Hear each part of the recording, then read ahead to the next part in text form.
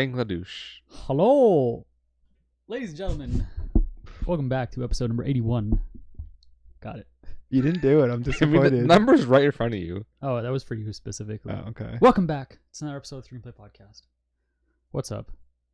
You not ready for the rest of the world to see that side of you yet, Shomek? The No, I don't care. Bangladesh side. That was specifically for you, Oh, though. okay. You know, some things have to Keep be... it private. No, it has nothing to do with keeping it private. I'm gonna keep that right here, I just want it. It was for you. right in my heart. What's going on? We're back after a 1 week break. 2-week break. Yes. Yeah, 1 episode break. My fault, because Yeah, literally all Nick's fault. Like we pretty much hate him. I drank too many Coronas and You got don't sick. seem sick. Because I literally spent like a week getting better. What'd you have? Oh, like okay. flu? I don't know. I was Might have at been- might work have been- Monday. Felt like shit. I Like worked. what way? Like fever or? Was like lightheaded. Mm, And then same thing all day like Tuesday. And I was like, nah, Yeah. I can't do this tonight. So I went to bed Tuesday like 6. Jeez, being lightheaded freaking sucks. But yeah. I would love to go to bed at 6. Holy shit. Well, you wake up at 4 in the morning. It's kind of easy to do that. Yeah, I would love to wake up 4 in the morning. You say that? No, you wouldn't. I think I would. Really? Yeah, I really think I would. It's ruined me. I now I wake up. But doesn't it feel so good? I wake up No. at like 6 or 7 just naturally. Yeah. Doesn't no that matter feel what amazing? time I go to bed. Like Don't you feel up and I went to bed at 2 o'clock on Friday night. Was up at 6. feel like Like- that's good? Waking up at like between like 6 and 7, like naturally, like your body being like I'm ready for Mhm. the day is great. Waking up to an alarm at like 4 or 5 in the morning. Yeah. No, Mm, well, not whatever. a good That's what I feeling. mean. Like, I want to naturally be awake at that Yeah, time. I think Nick wakes up to an alarm at 4. I go up to True. an alarm at 4, 4:15, 4:30, and 4:45. That is proof right there that getting up at that time sucks because you have multiple alarms because you don't want to be up yet. I'm usually out of bed by like 4:30. And then I'm like, do my thing and go. Yeah. Cause How long does it take you to wake up? I Like, mean, be online. like to get out of bed. yeah, like all systems. No. Yeah, sure. Actually, tell me how long it takes you to get out of bed. Like I'll wake up at 4. I'll play on my phone for half an hour and then get out of bed. Damn. Yeah. Because it only takes me like 20 minutes to get to work. Fair There's enough. nobody on the roads, so I can like That's just- true. I can cruise to Wonderland. No, Yeah. no problem. What is traffic? For me, waking up is like, open my eyes, close them, keep dreaming, and then depending on how the dream is, I'll like keep dreaming if I like it, or if not, I'll wake up. You can control that, damn.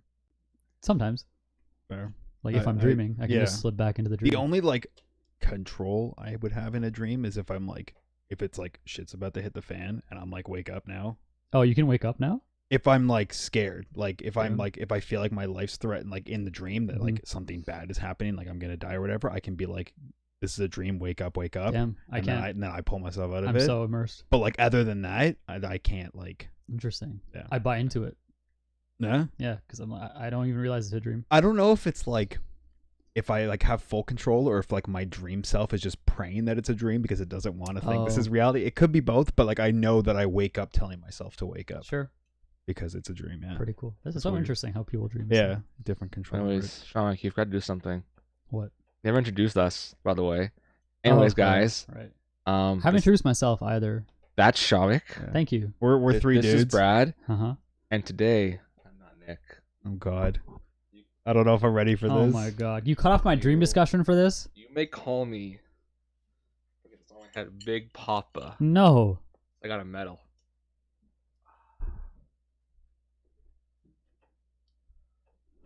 What is this for? Yeah, why'd you get that medal? Medal. My silver medal from Extra Life. Uh-huh. Alright. What does it mean? I don't know, but I got one. I don't know. Well, but I When you got- figure out what it means, I Therefore, I might I'm Big entertain- Poppa. whatever. Why is yours gotta be gold? Why's yours silver? It's the only one made, that's why. Kind There's of looks no- like almost gold. Doesn't matter. I'm a medalist. You Nick- ain't. You guys ain't. Nick was on the podium. Let me see it. That's dope. We're talking to about nothing, cause I'm Big Poppa. That's pretty sick. Was that like, did you have to pay for it or was it a free? No, they just gave it to me. Damn. 'Cause I'm Big Poppa. Because you're Big Papa. All right. Shut up.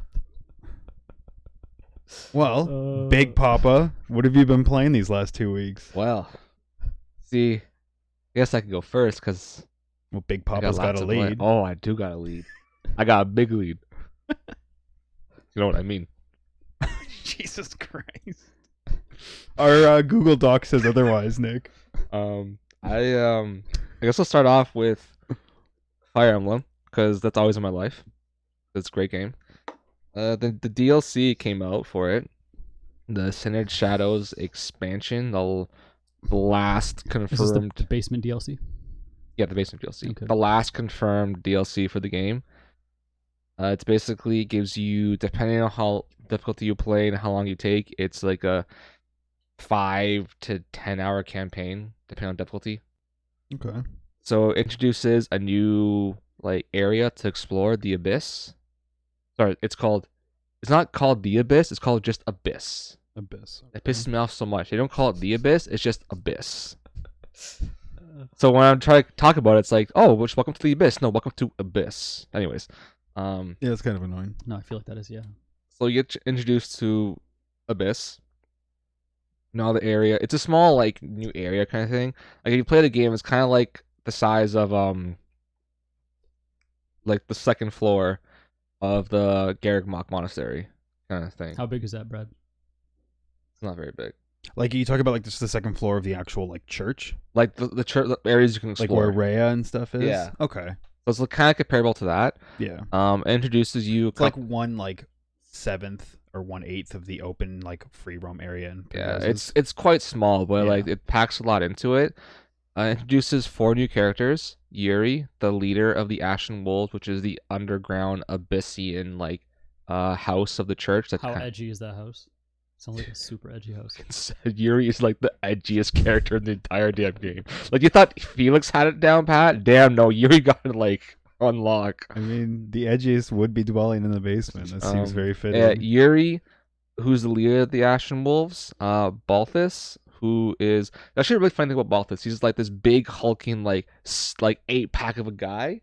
You change his costume in game, make it super skinny, like a stick. Really? Yeah, it's quite hilarious. I found this out. I'm like, why would I do this? It's like Why not? he looks awkward because his head's bigger than his entire body. That's exactly why you do it, because it looks awkward. Anyways, yeah, there's Balthus, who is like big beefy guy. Then you got Constance and Happy, who are like in the canon of the DLC, they're the magic users. So the DLC gives you preset characters and preset classes, and you can get experience levels, but you can't get skill levels. Okay. So you get your character, whether it be male or female, all 3 house leaders, Linhardt, Ash, and Hilda. See, like that seems kind of weird to me that they only pick one of like the companions to the leaders. Like you think it would be Hilda. And why am I forgetting on the one of? It's because you haven't played in forever, and Yeah. you've only What's the played one blue? storyline. What's the blue Shame. lions? They do, Yeah, Dedu and Hubert. Hubert. Thank But you. no, Holy crap, the reason they brain. do it is because Hilda has a past relationship with Balthus that you find out more about as you Okay. play through the game. Linhardt is there because he's just fucking smart and knows about the 4 apostles. I'll get to that in a second. Okay. But then the only curious one is Ash. What's up, Matthew? What's up, Matthew? Ash doesn't do anything. He has no relation to the characters. He has no dialogue other than like the first 2 lines he says in the beginning of the DLC. I think he's just there because he can naturally unlock doors and chests without having a key. I think they give you Ash because like here, if you want to unlock doors and keys without a key, here you go. Yeah. Okay. That's the only reason why you have him. Plus, he's the only like decent. Like he's out of the 3 like students that isn't Claude, like the best bow users. Ash is the best one out of the 3, like of Ash, Leone, and Ignatz, as well as who's on Black Eagle, Petra. Petra I don't see as a bow user very much. Petra and Bernadetta are better bow users. Oh, Bernadetta. I forgot about Bernadetta. Yeah. Bernadetta was she carried at the end for my campaign. I had her on the horse. Yeah, bow archer. Yeah, dude, Uh-huh. she carried in the last couple missions. Edelgard carried for me. She's kind of fucking beast. Yeah, I mean, Aelgard just runs through, but like bow Fun archers fact: are OP. Edelgard and Hilda have the exact same strength and strength growth. Disgusting. You know a lot about this. I game. do know Dude, he a knows lot. freaking percentages for cup sizes. Yeah. Wait, what? How, I'm sorry, Nick. I don't mean to expose you on the podcast. So I don't the understand way that. they describe like breast size in the Like a game, bust, yeah. bust size was through percentages. Okay. So 100% is what they consider like normal. like the average breast size. Uh-huh. Below 100%, it would shrink. Above, it would grow. So if you played as the female avatar as Byleth, you had 200% bust size. One of the teachers in the game, Manuela, is 220. I find that so and funny. then This guy just came up to me one day and he was like, "Oh yeah, Fembila 200%." I'm like, "What are you talking about?" And then you can like see all different ones. Like I think the biggest growth is like Bernadetta from like 60 to 130. Because there's a time skip in the game. Yeah, Oh, like a right. 5-year time skip, so they all like they grow. Okay. Hilda's another one that grows a lot. Yes, okay. I'm moving on from this. No. I'm moving on from this thing. I'm all enjoying right? this. Please continue. I forget what I was talking about. Should make me The laugh. DLC now. Dude, I'm crying. Anyways, So how do we get to this? Why did this come up? fucking know. Okay. Yeah, because I brought it up. Oh, because I know a lot about the game. You do. Oh yeah. It's really cool. So yeah, the story starts off as like, your character and you're like the crew you're with like spot some mysterious dude hanging down underground, and you decide to follow him, and then you meet the 4 new students and you fight them at first, and then from there you kind of they join your party, and Ethan's doing something to the mic, but it doesn't matter because I'm just keep talking. So they join your party and you go on a quest to find this chalice that was used to resurrect people. The reason why they want you to do that is because this chalice was originally used to attempt to resurrect the progenitor god Sothis, who is like the person who gave life to Fodlan, kind of thing. The world. Fodlan is the world, the country the game takes place in. Okay. So you learn that during this ritual, there were the 4 apostles, and they carried these 4 crests. Crests in the game are like, you get powers through bloodlines. So like some crests give you extra damage on attack, or some crests will like, when you use a magic item, it doesn't consume it, kind of thing, right? The 4 apostles, are those like the same, like of the 4 yes things that you pray to in the game to increase like your sort of. The 4 apostles are rumored to they broke off from the 10 elites. Okay. Because of the ritual didn't succeed. So how about you play the game, Brad? This is like very base level. Dude, the first playthrough just took me messing. 70 hours. I don't want to hear it, bro. I don't want to hear it from you. This is all base level I'm talking about. So whatever I'm telling Brad now is what you learn like the first like hour. So like there's nothing major spoilers here. Although Nevin might have spoiled a part of it for Brad when he posted a meme earlier, but it doesn't matter. Did he post a meme? It doesn't matter. But yeah, the 4 apostles, because the ritual didn't work to bring back Sothis, they don't look it up, please. Okay. They were shunned away, and they all like left. They all disappeared off the face of the world, Okay. and it was assumed that their crests were lost to time. Mm-hmm. And as you play through the DLC, Do the weapons have anything to do with the quests? the crests? Yeah. What did I just say? You said quest. Okay. Okay, so there are heroes' relics can only be used properly by those who carry the proper crest attached to those relics. So they do. Okay. Cool. Yes. Cool, If you cool. don't, if you use a hero's relic but don't have the crest, bad things can happen, like becoming a monster, demonic monster. Anyways, you learn when you play, the 4 students have the 4 lost crests. It's kind of obvious that like Whoa, spoilers, that bro. they tell, like you can look it up on like in their bios and you find it pretty easily. Yeah. But the DLC also includes 4 new classes. It's the war monk or cleric, depending on what gender is being using it. There's the dark flyer, which is a flying black magic user. No, just a flying magic user. Valkyrie, which is a horse riding black magic user, and trickster, which is like sword and faith user who's very like fast and can heal people. Sword and faith. What Anna is Yeah. naturally in Awakening. Trying to think of who I would use to make Trickster on my playthrough if I had that. That You seems could- like a pretty good class. It's pretty good. They have a really cool ability which is called foul play, the combat arts, where you can like swap position with another ally. Ooh, that's really good. It is really good. That'd be really helpful. It could then it comes really to some of the battles later on in the DLC. Like some of the battles in DLC are like they're great. They're hard and they're great. Yeah. Like the final boss was fucking awesome. Like it felt like there were actual mechanics to the boss fight. Like I had to think about what I wanted to do with my next attack. I was just like beating on the guy kind of thing. Yeah, because I guess they assume that anyone who's going through the DLC has done a playthrough of Yeah. the game, so they don't need to introduce you to mechanics. They expect that you know what you're doing, Yeah. and they can give you a greater challenge, which is So nice. and what's really great is that what is like a quest for this chalice becomes like a really personal story for all the characters, and I really think it is like it's really well done for like a short 8-hour story. Mm-hmm.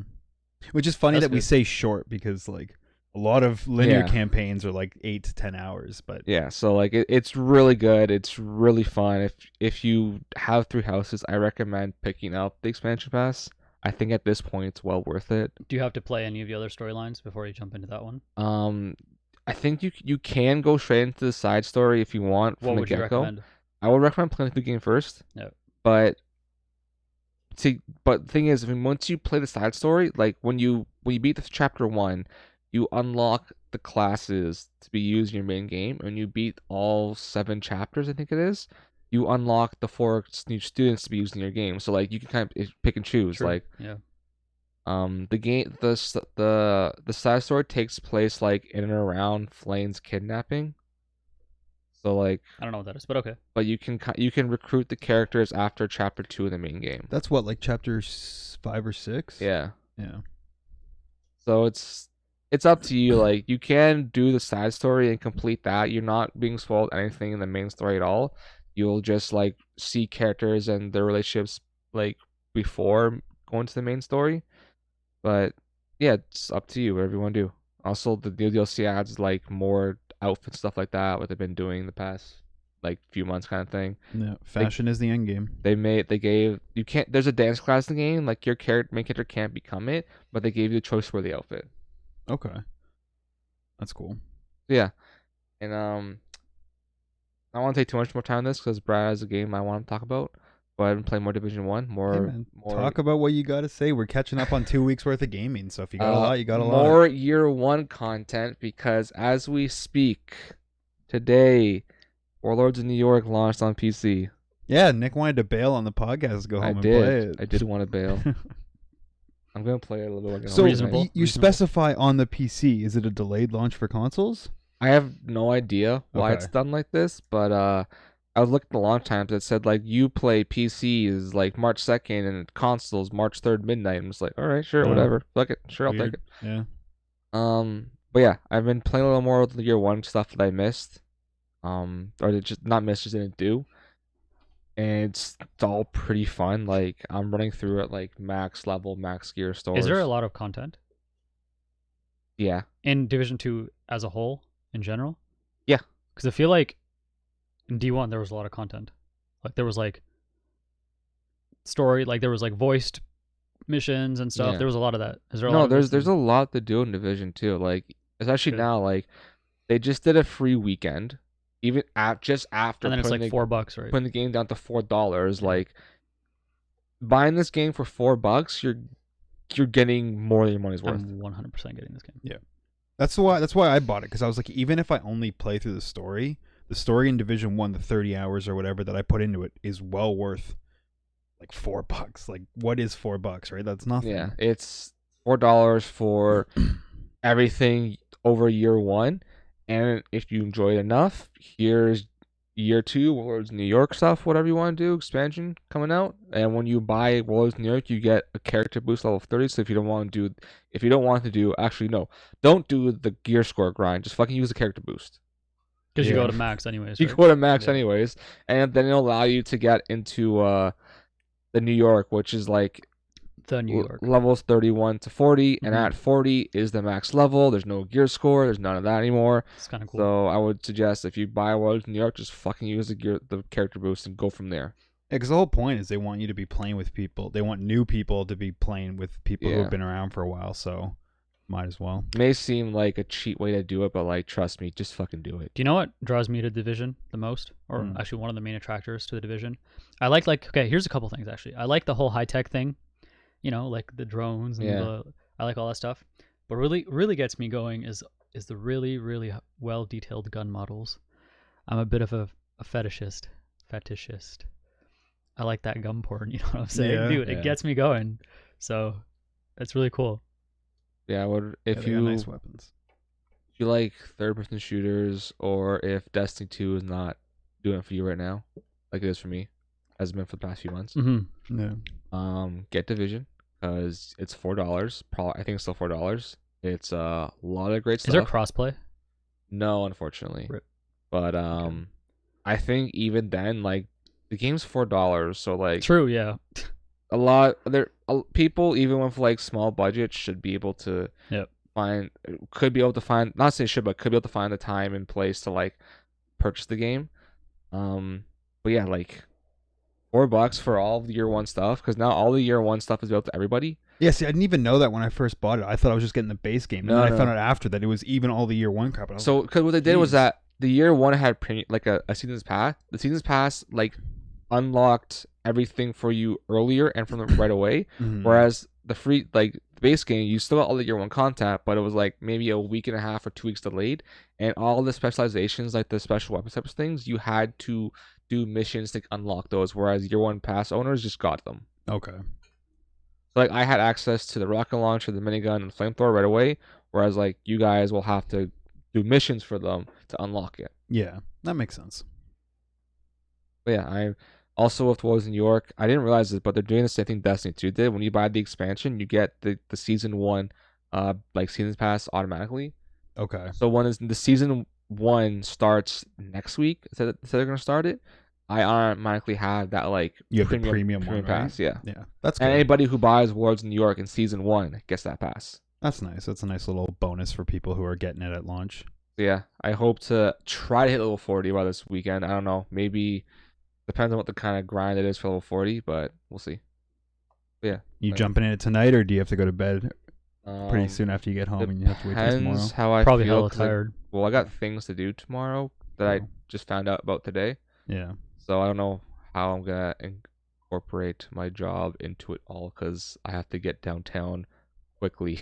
True. And that's not easy to do from Wonderland. No, it's kind of a long distance. Anyways, Brad, take the floor. I'll go because Go you for it. probably have a lot to talk about. I do. I'm playing a game I'm about to show you guys called Cataclysm Dark Days Ahead. Cataclysm Dark Days Ahead. Okay. So this game is, if I can load it for you real quick. Wait, no. Sorry. Could you? Hold on, I just need to pull something up so that we have like receipts about it. This game is like touted as one of the best roguelike experiences that you can play. I played on PC, but have a shared save on my phone on the go. Okay, that's cool. Um, New or Side note, No, just it's not a new game. quick save Mhm. note. There's now cross save functionality for Witcher 3 between PC and Nintendo Switch. Just Yeah. saying. that's right. I did read that. So yeah, Go this on. is what the game looks like. Probably not appealing to you guys, but I'm just gonna talk about it anyways because I've been having a ton of fun. Okay. Nick, if you want to look at it. Okay, so on the left, this is the @ symbol. It's like made with ASCII characters. That's the world. On the right is a bunch of like, hold on. I'm gonna turn on some tiles so you guys can see what it looks like. That's not what I wanted to do. You played nothing else in the past 2 weeks, Shamik? Play some League. I'm playing some ranked. I'm at a You admit 45% win to it rate. now. Admit to Remember what? 2 weeks ago you were saying you were out of it. Out of what? You were done. You were into it. Into it. Actually, not at 45. You're at a 35% win rate. Really? Yes. Shit. Refresh it. It can't have dropped that much in 7 wins, 13 losses. In the last 10, okay. But I'm talking about overall this season. Well, if Hold you go to your preferred position, you're at 55% for middle. Let's Mid lane. go. But let's see, when you play anything else, let's see, your latest game, Elise Jungle, 1-3-2, loss. Before that, while you set your game up, Vladimir, I don't know where this was, 2-4-1, loss. But then you played Vladimir and won, 10-4-5. They went to Rise, 5-7-9, loss. Heimerdinger, I don't know if I about Heimerdinger before, 9-8-6, loss. Echo, loss. Bard, loss. Vlad, loss. Master Yi, like, why Master Yi? You done setting up there? No. No? Give me a Okay, second. I'm going Keep through. Okay. telling my stats. Master Yi, a win in jungle, 8-6-9. Caitlyn, probably in the pot lane, hopefully. 5-2-3, loss. Caitlyn, again, 9-0-7, nice. And Ezreal, Diana, Ori, loss. Back to Yi, a win. Why the fuck is Yi, like, fuck that champion? You're just fucking mindless. It is mindless. So. Yeah. So, yeah. It's a fun time. Okay. It's a fun time. I'm having fun. You good? Yep. So, Okay. basically, it's a roguelike. You can make a custom character. You can make or play like a random character. There's like 4 major stats. There's strength, intelligence, dexterity, perception, something else. I don't know. I've only been playing for about a week and a half. Every character I make, so this is what it looks like if you play like a pleb with the tile sets on. That's not true. I play with this mode on mostly. Okay. I just wanted to show you the other mode just to seem cool. But like that's what the world looked like. It's turn based. This character's name is Dick Surges. He's an imam. I just randomly generated him. Okay. Here's the world map. That's what the world map looks like. I don't know if you can see. Yeah. You scroll down. That's a city called... It's in Fog. I don't know what the name of the city is yet. Okay. Anyways, it's a roguelike. What's there to really say? It's set in a zombie apocalypse survival land. You survive zombies. I've made, I think, 4 characters so far. I've died within moving 50 meters outside every time. One time I tried to fight a zombie with a muffler. Didn't really go well. Like a car muffler? Yeah, the car muffler. Hey man, you gotta use what you gotta use. One time I tried to like karate a zombie. Didn't go well. Nope. Tried running? Yeah, that's probably smart. But I just wanted to like see what the combat was like. So. Yeah. Is there like an end goal, or is it just kind I of don't like know survive actually for as long as I know there's like cars in the game. Eventually, you can get a car, start driving around, but okay. every life can be different, or you can play with the same character every time. You can like assign the first character I made. I tried to make him like me, so I gave him nearsightedness. Or sorry, am I nearsighted? Yeah, I'm myopic, so I'm nearsighted. I made him okay with computers. Gave him like a computer skill. I made him a fast reader, and then I gave him like negatives and like strength and like all that stuff. So savage. So yeah, it's like I don't know. It's just like I'm trying to explore it. I haven't really played a lot. It seems really tough because every time I make a character, I die within like the first 3 days of making it. Exactly. Bro, you live. That's what I'm saying, Matthew. Thank you. But like, does he, Matthew? What does he? I'm looking forward to learning more about it. I'm looking forward to like keep playing and exploring and what happens. It's really, really, really in depth and complicated. There's like,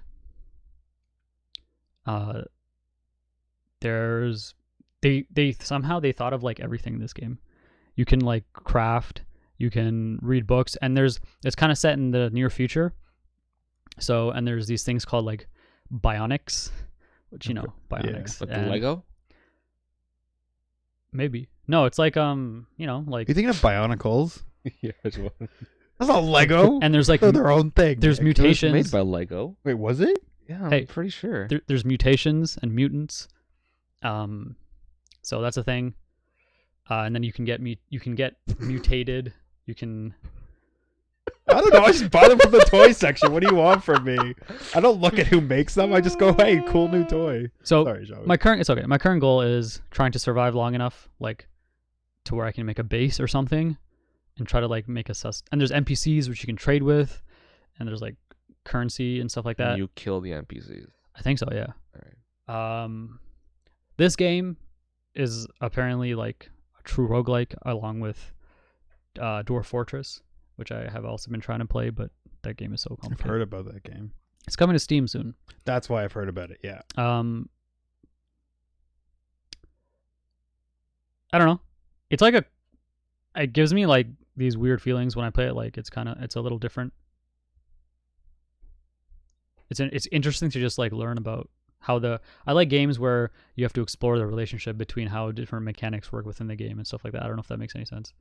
So like trying to figure out like how things interact with different things in the game, and then how I can exploit those things for my character's benefit. Yeah. Right. So, trying to do that. There's different kinds of zombies. I think the second death I found like an aggressive feral runner or something.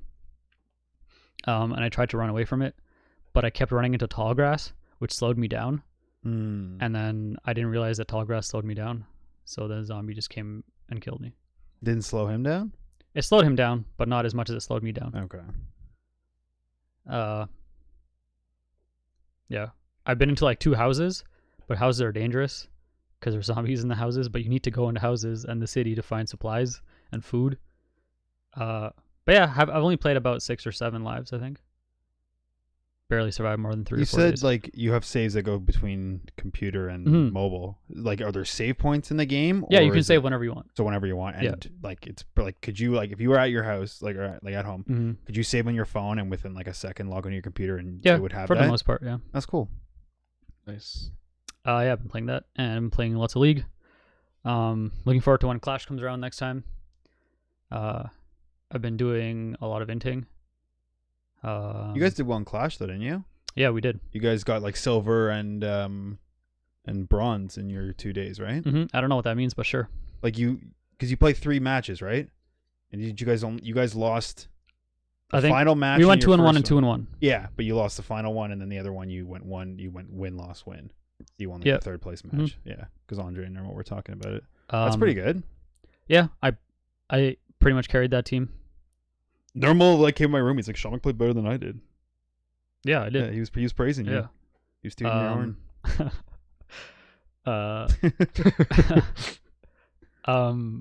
Clash is fun. It's probably the most fun I've had in League in like ever. It just Clash ruined League for me. I can't play solo queue anymore. Because you want it always to be Clash. No, I just want my teammates not to be monkeys. Yeah, that's. And I mean, like you have rank flex, and like we used to have back in the day, you could make ranked teams. Yeah. But they got rid of that for I don't know what reason. Maybe they wanted Clash to be that replacement, but it's not here all the time. I think that's honestly, I don't mind it because if people keep playing it, like sometimes people get burnt out. There's more hype around it when it's like a limited time thing. Also, the problem with Clash is like I feel like we don't have like a full team right now. Like Thomas wants to play support for Normal, I think, but he's kind of forced to play top because we don't really have a top laner, and so we have to get like either some other people to come play support for Normal. I play top lane. Do you? Yeah, I play top lane solo queue. Oh yeah, true. It's like true. Because no one bothers me. Yeah, fair enough.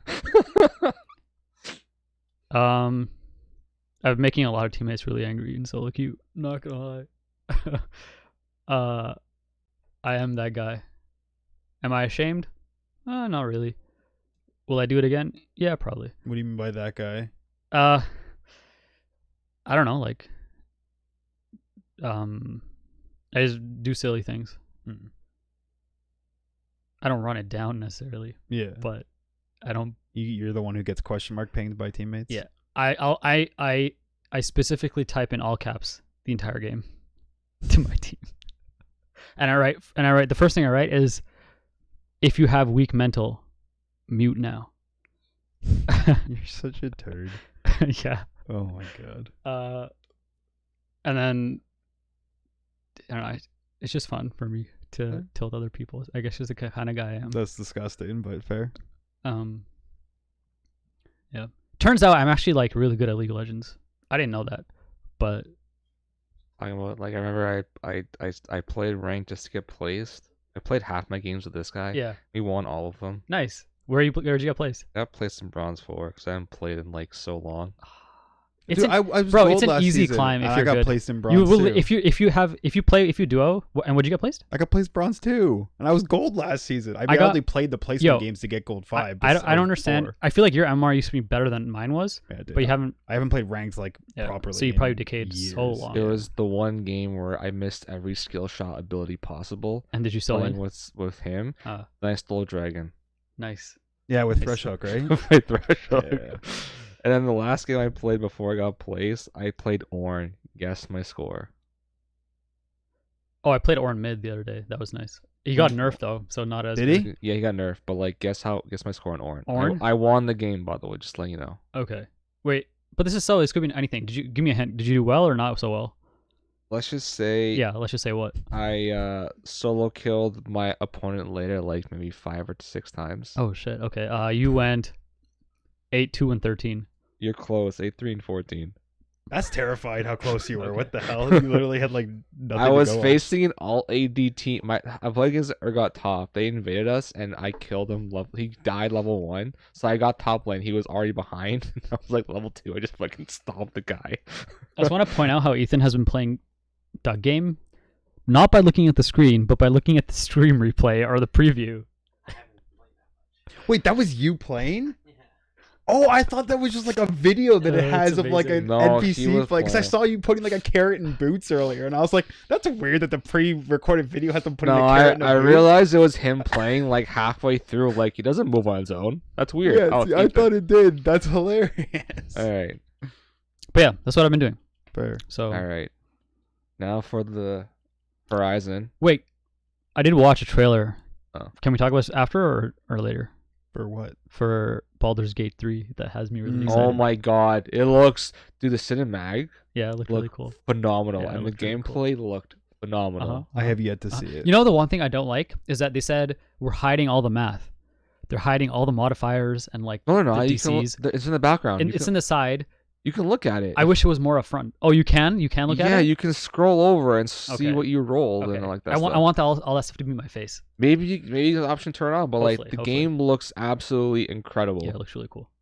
I got to play Divinity Original Sin 2 because apparently, like I think Alex said, it looked like a worse version of that. So No, don't listen to buddy. okay, I'm not listening to him, He's but dumb. Well, he said 2.5, so I think True. that might be like an expanded version True. of that game. Naruto sucks, normal. All right, just get He's over only it. saying that because I started watching it. Oh and God, why would you do that to yourself? yeah, I don't know.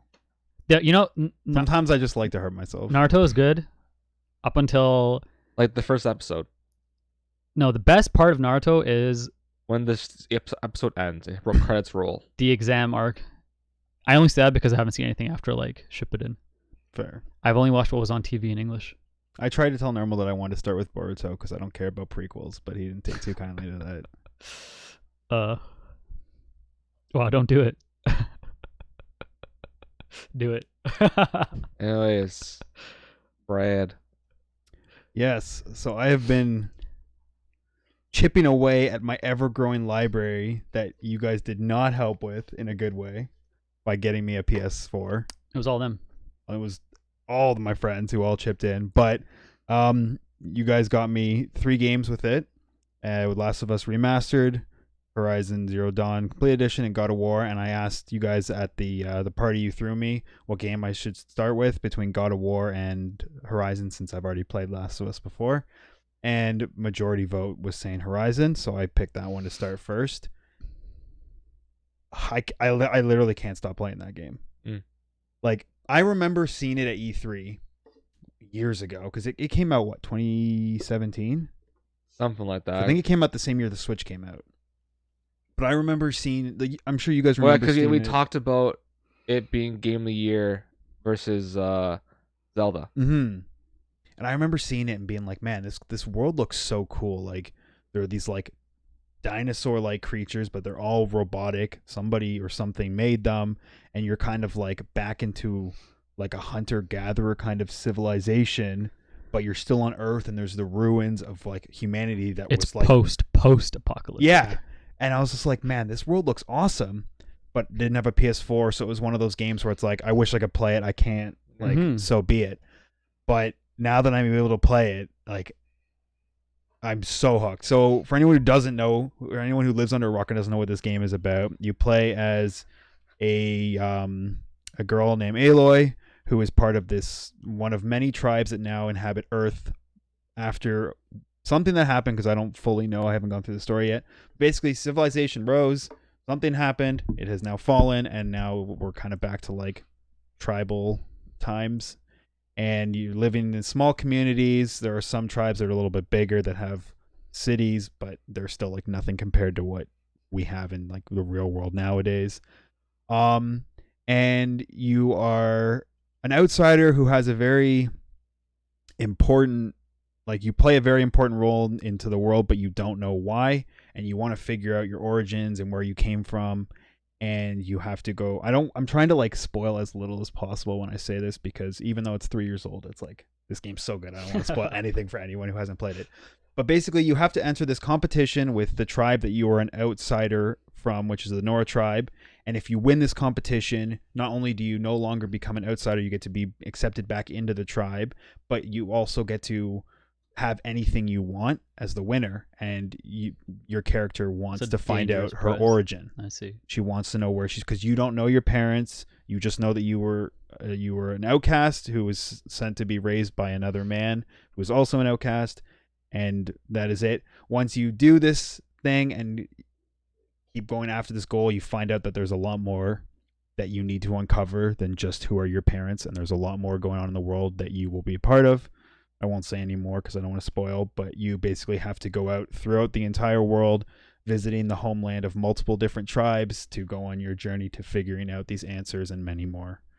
The story so far is really captivating, and it's cool because I feel like I'm progressing so much to the story, but there's still so much mystery. Mm-hmm. Like I feel like there's going to be a lot of payoff near the end, but like I've explored over half the world and I still know very little about the people who came before. I'm going to ask you, for me, try to get an example of how they do that. Like how do they make you feel like you're learning a lot, but at the same time there's a lot of mystery? Yeah, like you're learning a lot of like what's going on now, and like the like the quarrels between the tribes and like recent history, and you're exploring the world and coming across all of these ancient ruins from humanity before, but you still know literally nothing because a lot of the tribes are like scared of it. They think that like the Nora tribe that you're from, they don't let you go into the areas, the ancient ruins is what they call it, because they think they're cursed or whatever.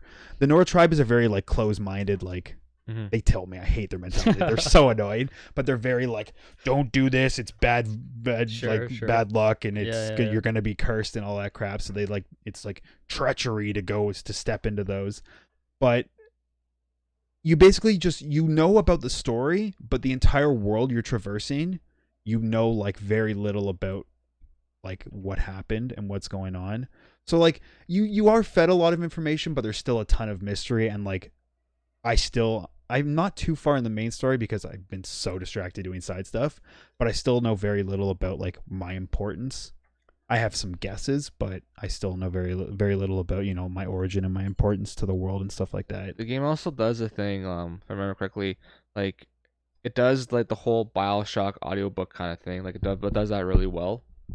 Where like you kind of run around and you find audio recordings of like what happened in the world like before everything happened. Yeah.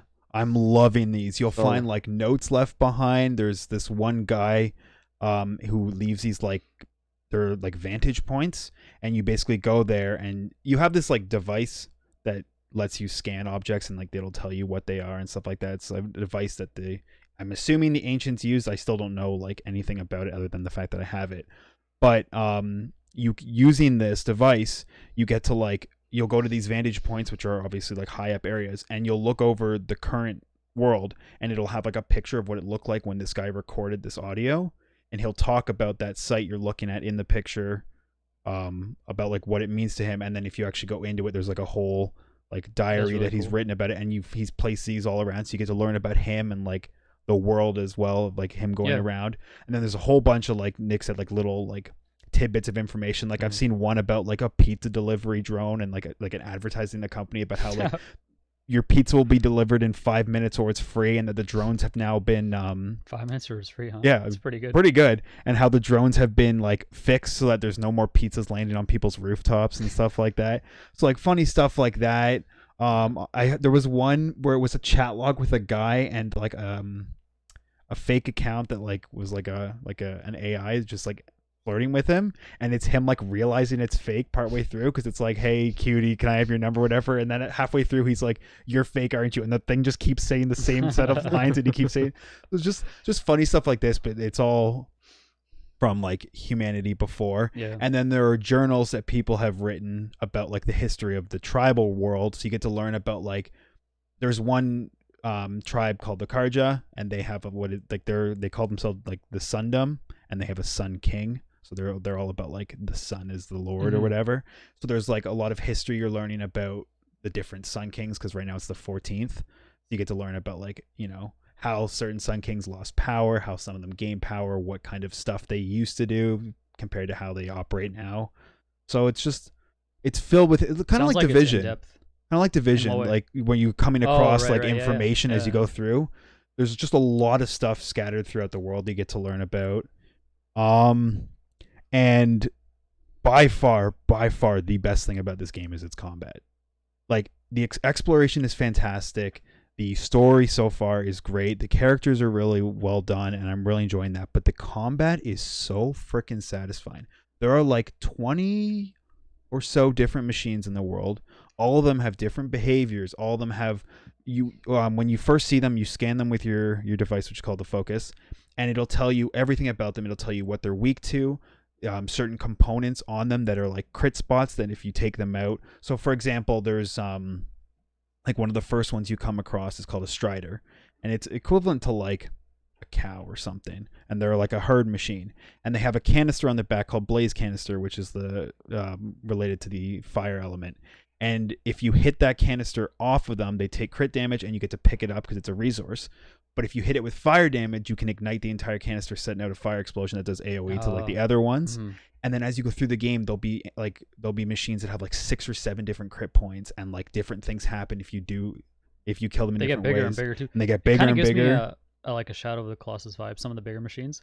Yeah. Trying to take them down step by step by step. Yeah, like there's one called the Thunderjaw, which is like, I guess like a T-Rex is what you would compare it to. And it has like 2 laser Gatling guns on its jaws that you have to shoot off. It's got like a radar tower on its back. Its tail is a weapon that you can break off, so it can't do the tail attack anymore. It has 2 missile, or they're called disc launchers or whatever, launchers on its back that if you shoot them off, you can pick it up and shoot it with the launcher. It's got like, I think it's blaze canisters in its underbelly, so if you use one of the awesome weapons, which I'm going to talk about afterwards, and knock it over, then its belly's exposed and you can ignite the blaze. And like there's no order to do it. You don't have to destroy all the components, but like there's almost like a science to how you're taking this thing down. It's so much fun. And like occasionally you'll have like different machines get mixed in at once, so you have to decide like which one I'm going to take out first, if I can do chain reactions between the two. And the variety between the machines and with all the different weapons you have, there's like almost no same battle you have in the game. Even if you're fighting the same machines, you can bring different arsenal and take them out a different way. You can just target different components and take them out a different way. And then if you face the same one for a while, you'll come across like 19 other machines that you can find. Like they have flying ones. They've got ones that dig underground, that surface. I think it's called rock something, but it like burrows underground and attacks you from underneath. They've got like herd ones that are like grouped together. They've got like scavengers. Like it's crazy. I saw like a really tall zebra looking one. Yeah, I don't know if you've run those ones are super cool, because those ones are literally points. They're like the towers to get to discover stuff on your map. So you climb them and you hack them, and you get to like get all the information that they have gathered because they really patrol. Cool. Yeah. So another thing that makes the combat so good is the weapon variety. You get different bows. Multiple different types of bows, which have different types of arrows. Wait, so you've got you only use bows though, right? Not necessarily. Oh, okay, but you're a huge bow fan. I have 2 bows.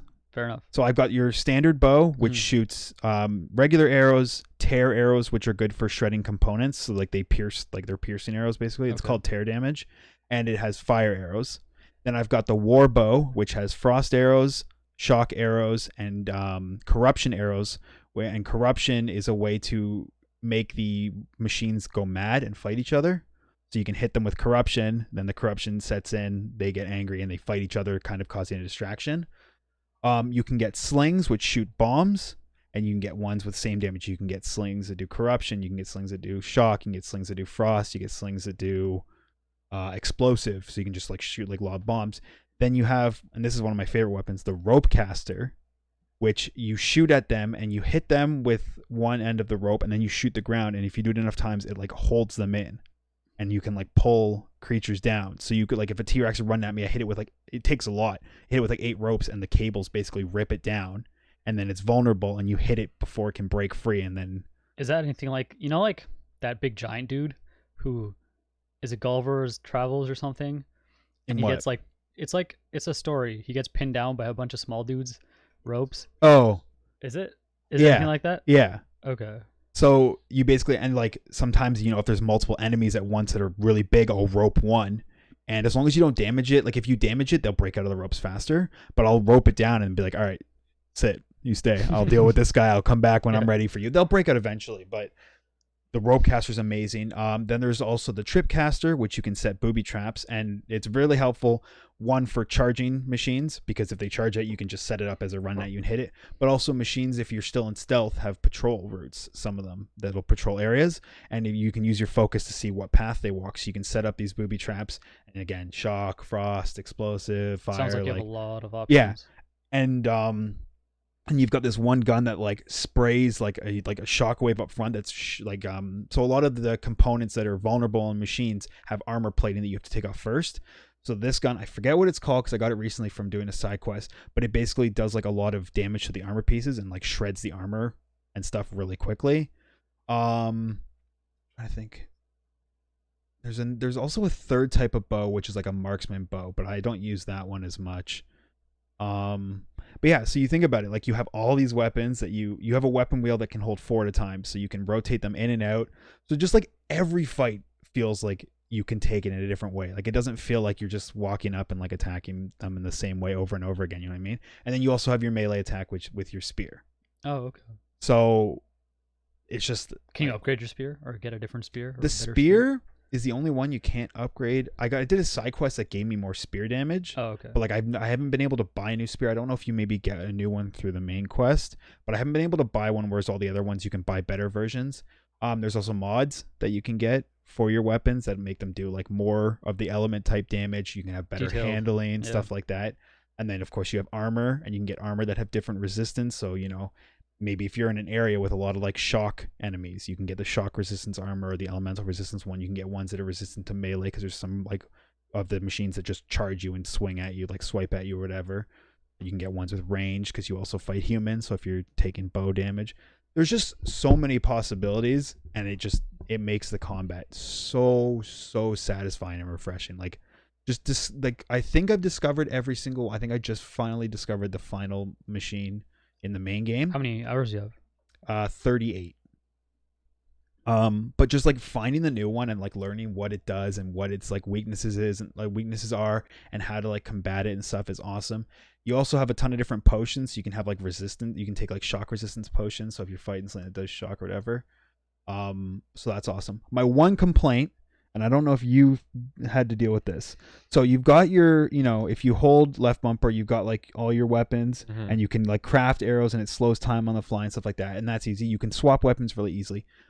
In your bottom D-pad option has like throw rock, call, like whistle, and like every potion and all the traps. Isn't it kind of annoying when you're in the middle of a fight trying to cycle to find the right one you want because there's like 12 options? No, because it infuriated me. I played the game probably a little more stealthy than you do. But I mean, like, if you're fighting a Thunderjaw and like you're trying to get to a potion. So the way that's how I fought Thunderjaw. So I played on the hard difficulty, and things have a lot more health and do a lot more damage. Yeah. So after my first run with it, I was like, screw it. I'm just gonna make it run through traps. That's what I did. Okay. I made it run through traps and I killed it. Fair. So I didn't have to use any potions. It's just you basically have like 12 options that are linked to just down on the D-pad, and side on the D-pad is to cycle through. So if I'm like fighting something, like this it'll be muscle memory, I guess. I was fighting this giant. What is it called? The bigger bird, the storm something. Stormhawk or something like that. I hated fighting those so Storm Beast. Yeah. much. But it like shoots this gigantic electrical attack until you take out its like center chest that shoots the electricity. And I was trying to like find my shock potion. I was like going over health potion, going over fire resist, going over like shock trap, and I'm like, Yeah. God damn it! Like, Mhm. because with the weapon wheel, you just push a button and all your weapons come up, and you just use the joystick to like go to it. Versus when you have to like, that was the only thing that kind of frustrated me. But yeah, the game, the combat is just so good. Open world exploration. The world is gorgeous, beautiful. Even on my crappy ass 720p TV, this game looks freaking fantastic. I actually brought it over to my brother's house on the weekend to let him play, and we were playing on his brand new 4K TV, and like, it looks so good. Why don't you play on your monitor? Still not about that? My monitor doesn't have HDMI. I did. Ethan at one point did let me have like the There's like a cable you can buy cable for to like convert it and $2 stuff, but like, from eBay. there's no like good place to set it up near my desk. Okay, fair enough. You know your setup best. Yeah. If I had 2 monitors for my computer, I probably would, but like only having the one, then I have to like unplug from my computer, True, and it's true. just Fair it's enough. a hassle. It like the 720p doesn't look terrible, Okay. but like it still looks good. But yeah, a new TV is probably one of the things I should be looking at. But I'm super addicted to the game. Got like 38 hours into it. The funniest thing, last thing I'll say, and I can wrap this up. So I'm gonna ask you guys both a question. Just guess. So the main quest line that I'm on, the level requirement is level 14. Mm-hmm. What level do you think I am? 23. It caps at 50. You're level 14. 38. What'd you say? 23. You're close. I'm 42. I'm level 42, and the your main main quest quest line is is level 14? 14. I've been doing side missions that require you to be like level Hey, 30 and that's, up. that's a sign of a really 'Cause- good game if it keeps you Yeah, engaged and doing 'cause, side like, quests. You start in the bottom of the map, and you kind of like you come up on the side, and then it expands to the left, and you go to like this main city, and then it tells you to go straight up. But there's all this bottom stuff that you don't go into right away, and I was like, what's over there? So I just cleared everything out. I went to every single like cauldron. I did clear all the bandit camps. I cleared like all the machine sites. Like every time I come across machines, I was like, I want to fight you because the combat's so fun. So I fight everything I see. A herd of striders, I'm gonna kill you. Couple behemoths, I'm gonna corrupt one of you, make you guys fight each other, I'll kill the winner. Like a whole bunch of this fun stuff. And I was all of a sudden I looked over my level and I'm like, holy fuck, I'm level 42. I probably should go do the main quest line at some point. But yeah, it's just how much fun the game is. That it's not even that the main quest line isn't fun because I'm enjoying it, but the world is so engaging that I get lost in it. So I think that's a testament to the enjoyability of a game if the side quests. Because for me, I like to be a completionist. I don't know about you, Nick, but like I eventually want to do all the side quests. But sometimes I'm just like, it's not that fun. But like, so you know, I think if because they can hold your the attention, gameplay loop is so good that yeah, exactly. Right. I'm just always fighting new machines. And you throughout don't the world. mind to do side quests because it's just fun as hell. Yeah, and a lot of them add like character to like the story and exactly. like help you learn more about it. So yeah, I'm having a blast. I've almost cleared out that whole bottom area, so I'm gonna start progressing towards the main story again soon. But anyone who has a PlayStation 4 and hasn't played this, what the hell are you doing with your life? Play this. And for anyone who doesn't and has a PC, there are tons of rumors pointing to this game getting a PC release. And I hope for everyone that it does, because like this game is going to have a ton of games that are going to be competing for my game of the year because I'm playing through a whole bunch of like great titles now that I got a PS4 plus Halo Infinite coming out. But like this one already I can see is going to be one of my finalists. Like I'm in love with this game. Don't put Halo Infinite on that list already. You don't know how That's good true. or terrible it's That's true. be. It could flop. But like this game, I know I've been rambling forever, but I literally could spend like another 2 hours talking about this game. It is so freaking good. Well, you mentioned games coming out this year along Halo Infinite. I know it's not topic right away, but a little more serious first of all. I want to talk about the coronavirus and the effect on video games. Okay. So, over the past few weeks, we've had companies pull out of PAX East, companies pull out of the Game Developers Conference, GDC, enough so that GDC's like, we're postponing it until this virus is more controlled, done with, whatever, right? So they can postpone till the summer. Yeah, because pretty much, especially with PAX East, it was a few people and companies left. With GDC, it was like everyone. Everyone just left. Sony and Facebook were the first two to be like, we're not going to show up. And then as this virus has started to spread to other countries and start getting community spread, including potentially community spread in the United States now. In Northern California, there was a case that they did not link to somebody who had traveled, which means that they got it from somebody else in the States. Almost every company, it seemed like every hour a new company was saying we're out. We're not sitting here trying to like fearmonger. I just want to talk about like to me, with how serious this thing is in China, in those Asian countries especially, where every piece of hardware is produced, I think we're gonna see a delay in the new consoles. Yeah. You know what? I could believe that because a lot of companies have even come out and been talking about like, supply. Like I think Nintendo had to move Switches were being made to Taiwan shortly after because they were afraid that they were going to lose a lot of production. I wouldn't be surprised. Steam came out and said they're going to have a very short supply of their VR when it for their recent stock. Mm-hmm. Like the way I see it, they're either going to have very limited supply run of their consoles where they're going to sell out like almost instantly. There'll be like nothing, or everything's going to get pushed back 6 months. Yeah, it could happen. I just don't. To be honest, I didn't even think about the new consoles, but yeah. Like I know that's kind of like might seem selfish to think of because like people are getting sick and there are people that don't have the healthcare hour to like get better and are like dying of this potentially lethal virus if it gets out of hand kind of thing. It's gonna have a big effect on hardware. It's gonna have a big effect on business. It's gonna have all this effects that you might not see past the actual human side of it because that's all we're seeing right now, right? We're not seeing like we might have short supply on hardware, short supply on food, short supply on all this, like all these things that we don't see right now might not actually feel the effects of until like halfway through the year. Yeah, sure, yeah. And not to like dive too deep into this topic or anything, but it just shows you how like fragile our systems are set up, like how much we rely on each other. I'm not saying that's a bad thing, but like it just goes to show that we have such a good system, but something like this can come in and like so much can get thrown out of the way, right? I don't think this was gonna like destroy everything. I think it's gonna have a lasting impact. Shucks. Sorry. Continue. The media that passed by early February didn't do it, so I don't think this will either. Continue. I think this will have a lasting impact, whereas like games, hardware that are developed in China and those Asian countries close by it are going to either get delayed or have very limited supply run.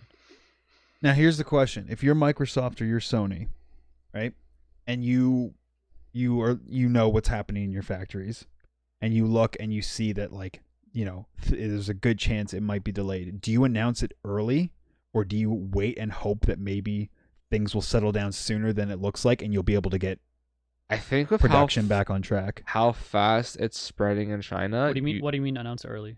Like announce that the delays will be early. Like still like Microsoft has come out and said fall release. Like say later this month they look and they go, there's like only a 10% chance that we're gonna get them enough in fall for like what we wanted. We're gonna have short supply. Do you come out and be open with the public and say that, or do you wait and be like, what if we get that 10% and then that way you don't have to address it? Like then it's like nothing happened. I feel like the latest you could wait is June. Mm-hmm. By then, like hopefully Sony's like finally shown the PS5 out. Microsoft Xbox come out and showed more full details of the Series X and whatever other Series Y, B, C they want to add on to that. There are 26 letters. It could get pretty crazy. Hopefully I'd rather them announce it being like, hey, we're going to hold off on release until this virus has simmered down, instead of coming out to release and instead of there being 10,000 units, there's only like 2,000. What do you think if you were one of those like CEOs and the decision was in your hands? I would continue to do business as usual, completely disregarding the welfare of my customers and consumers. because my bottom line is to make money. You think all I guess all CEOs are probably like You have to be. Yeah. Shareholders What want is it like? shareholders want nothing else than Something somebody like who's upwards of 80% of CEOs show sociopathic tendencies. Yeah. So, That's fair. you have to be. That's fair. If I was a CEO. Yeah. But I'm not. But you're not, yeah. You're close enough to sociopath, anyways. That's debatable. Hey, if anything, that means you're gonna be rich, so that's a compliment. X'd out. Big X though. Yeah, just wanted to talk about that before we delve into the happy stuff. Yes. What happy stuff do we have? Happy stuff. Yeah. Okay, on to happy stuff. Can we talk about? Oh, we already did. What? The Baldur's Gate trailer. We already talked. Okay. Do you want to talk about like the stuff that makes you makes me happy, but like you're super happy about first? Well, let's get rid of this Halo Infinite stuff first. Not get rid of it, but like go through it. If we do, we should go to 3 as well because they're both Halo related. Okay, sure. Yeah, and then we'll do. So a couple weeks ago, 343 came out and be like, they had this whole roadmap or promise last year. They wanted to improve Halo esports for the launch of Infinite, and they wanted to find someone to help out with that. Mhm. And they found their partner, called Esports Engine. I have strong thoughts about this, by the way, so continue. Okay. Esports Engine will be the global management partner for Halo Infinite Esports. They will help build the Halo Infinite Esports with ecosystem design, format and league operations, broadcasting, etc. They're going to helm major Halo Championship events. And Esports Engine's also like the same team that started MLG in 2002 and also acquired MLG in 2016. They are the OGs. What they provide to different companies, like I said, they provide program design and management, production, competition, broadcasting. So they like do everything for you. Mhm. They're 343 just sounds like they're contracting Esports Engine to handle their esports All side, their events, all their all this tournaments, stuff, yeah. while they focus on building the game, which they should be doing, in my opinion. Which is what I think the focus should be on. Anyways, what are your strong opinions, Shaman? Yeah, I was just gonna say none of this matters if the game sucks and doesn't play well, and the game types suck and the maps suck. Okay. Right? Which is why it's good that 343 isn't worrying about this, so they can try and make a game that doesn't suck. That's true. Yeah. Agreed. I think this is a good step though, because I've heard from pros on Twitter and stuff about issues at tournaments throughout the Halo 5 and even even the Halo 2 anniversary days where there were issues with stages, issues with connections, with consoles resetting, controller issues. So I'm not saying that this company automatically means that there will be no issues, but hopefully this makes for tournaments that are of better quality and more integrity to the competition. I think it's easier to bear with those things if the game is good. For sure. If like not everybody can be a Riot Games where they can make the game and then make the esports broadcast as well, but also helps that they have a hugely successful game to go along with it. To be honest, I think the NLCS could use a bit of a refresher. I'm not a fan of their format. I don't watch any of their pre-game first or of all, best of ones suck. Yes. Like I said, they could do so much to fix it. And NLCS. to your point, but the reason it's still successful is because the game's good. Yeah. Yeah. So yeah, you can like you said, you can have the best setup ever, but your product still has to be good. So it's interesting. I guess they probably get their money either way, but they're banking on the fact that Infinite's going to be successful. Of course, they both are. Yeah. Right. They want this game to succeed. Yeah. So let's hope. Which they gives have what me it hope. takes. But I mean, there was a lot of want for Halo 5 to be super good, and although it was very good in certain ways, it was also lacking in certain ways. Yes, so hopefully. With Infinite, we see a fully polished game in almost every regard. I'm not expecting this to be a perfect game, but I would like, Really? Think it's the last in the trilogy. I hope it's goddamn good. I hope it's perfect, but like perfection is such a hard thing to achieve. I hope it's good. I didn't say perfect. I'd say we already had perfect. Halo 3. My big complaint. 2's better. My big complaint. Sure. Is 3 just upgraded graphics and worse BR. X'd out. I hated leading shots. I hated it so much in Halo 3. That's like my biggest pet peeve between 2 and 3. I hated the leading shot thing. But like Halo 5 had gunplay down really well, especially early on. I didn't like some of the weapon changes they made throughout the course of the game, but the maps were a huge downer for me. They killed the BR later into life. Yeah. Sucks. Yeah, the maps. I don't know how much Halo 5 you played. not really a the ranked maps were competitive the tab. maps It's okay. were a big letdown Just for just me. take it from us that Yeah. the map sucked, and I know there the were maps only suck. there were only fair a enough. couple that were memorable, and unfortunately, maps are a big part of what makes Halo fun because Yeah. it's all about moving around these maps and Well, maps in general. no make Matthew any- bad. Maps in general make or break a multiplayer game. Mhm. Like Yeah. if the maps aren't good, then what's the point of playing? Like Mhm. you can have all the great combat gameplay mechanics you have, but if it sucks to play on those maps, then why play at all?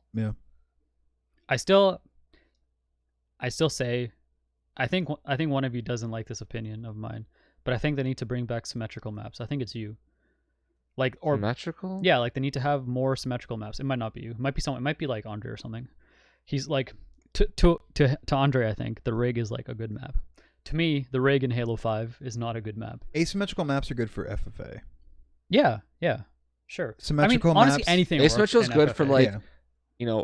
free for all or King attack of the Hill. attack and defense. Sure, exactly. Kind of thing. Attack and Depends defense, on the like game type you bombs play and on stuff it. Like that. you, Yeah. you can't play capture the flag on Yeah. asymmetrical CTF and map. Slayer on asymmetrical maps are a little. Because then, like once, like if the one side might have better defense than the other side, right?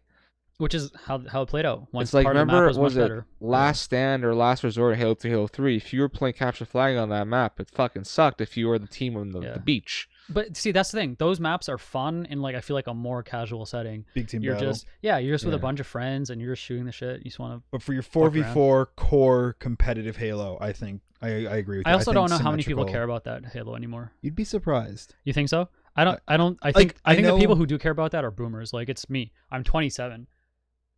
12-year-olds don't care about that shit. Yeah, but 12 years aren't the only one who are buying the game. But we need 12-year-olds to buy into that because otherwise Halo's dead. Maybe, but he has got a point. Like we need a new generation to buy into Halo. I agree. I agree with that. But I don't think that all new generations just want like asymmetrical PSs. I don't think it's a boomer. True, only you're opinion. right. You're okay. Fair enough. I think there's plenty of like competitive or like competitive gamers like in the Apex world and stuff like that who would come to Halo and probably Sure. want it to be Yeah. a symmetrical experience or whatever. Or if they tried it, they would at least So like it. this is talking about maps. If you want to move on really quick, this doesn't even touch like game types. Like if we're gonna have like, how the flow of the game is. I don't want to get into specifics of like anything, but let's just hope the game flows well. Yeah, I hope it There's- plays well. they're both these companies are definitely putting big. They're all in on this one and hoping for success. And as gamers, as Halo fans for so long, all we can do is kind of hope that Infinite is infinitely better. I've already than every other had my Halo game. heart crushed for one of my franchise video games. So Which franchise? Mass Effect. What, Andromeda? Yeah. There. I mean, Andromeda is to you what Reach was for me. So I could take a second, probably. I might like. But you don't want I to. might like slip my wrist a little bit, but Jeez. just a little bit, so that a little Just- blood trickle out. Brutal. Andromeda is good if you stick to the story, but if you do anything else other than that, you might as well just toss it away. Fair. I hope. I mean, at least I got something right. One specific thing that I want to mention. I feel like I bore you a lot with this, so let me know. Let me know if I need to move on. I feel like they need to bring back the BR as a primary weapon, because the BR and not the pistol. Okay, you can go to sleep. So I'll talk to you this. Yeah. Because the BR adds like a level of intricacy and nuance because you have more health states. Yeah. As opposed to having 6 health states with the pistol, you can only have your 1-shot, 2-shot, 3-shot, 4-shot, no shields or dead. In the BR, you can miss a burst, hit some bullets. It adds intricacy, it adds depth. Yeah. So I hope they bring back. I didn't burst. mind the pistol, Yeah, it wasn't terrible, but, but like, I won't mean my BR. the BR, it's the battle rifle. Yeah. Bring it back and make it good. Make it not have that weirdo bloom that they had at the end of Halo 5. Did you play at the end of Halo 5? They changed it. Fuck Where like no. the gun bounces across your screen. It's Yeah, whack. they ruined the BR. It's disgusting. Yeah. Yeah.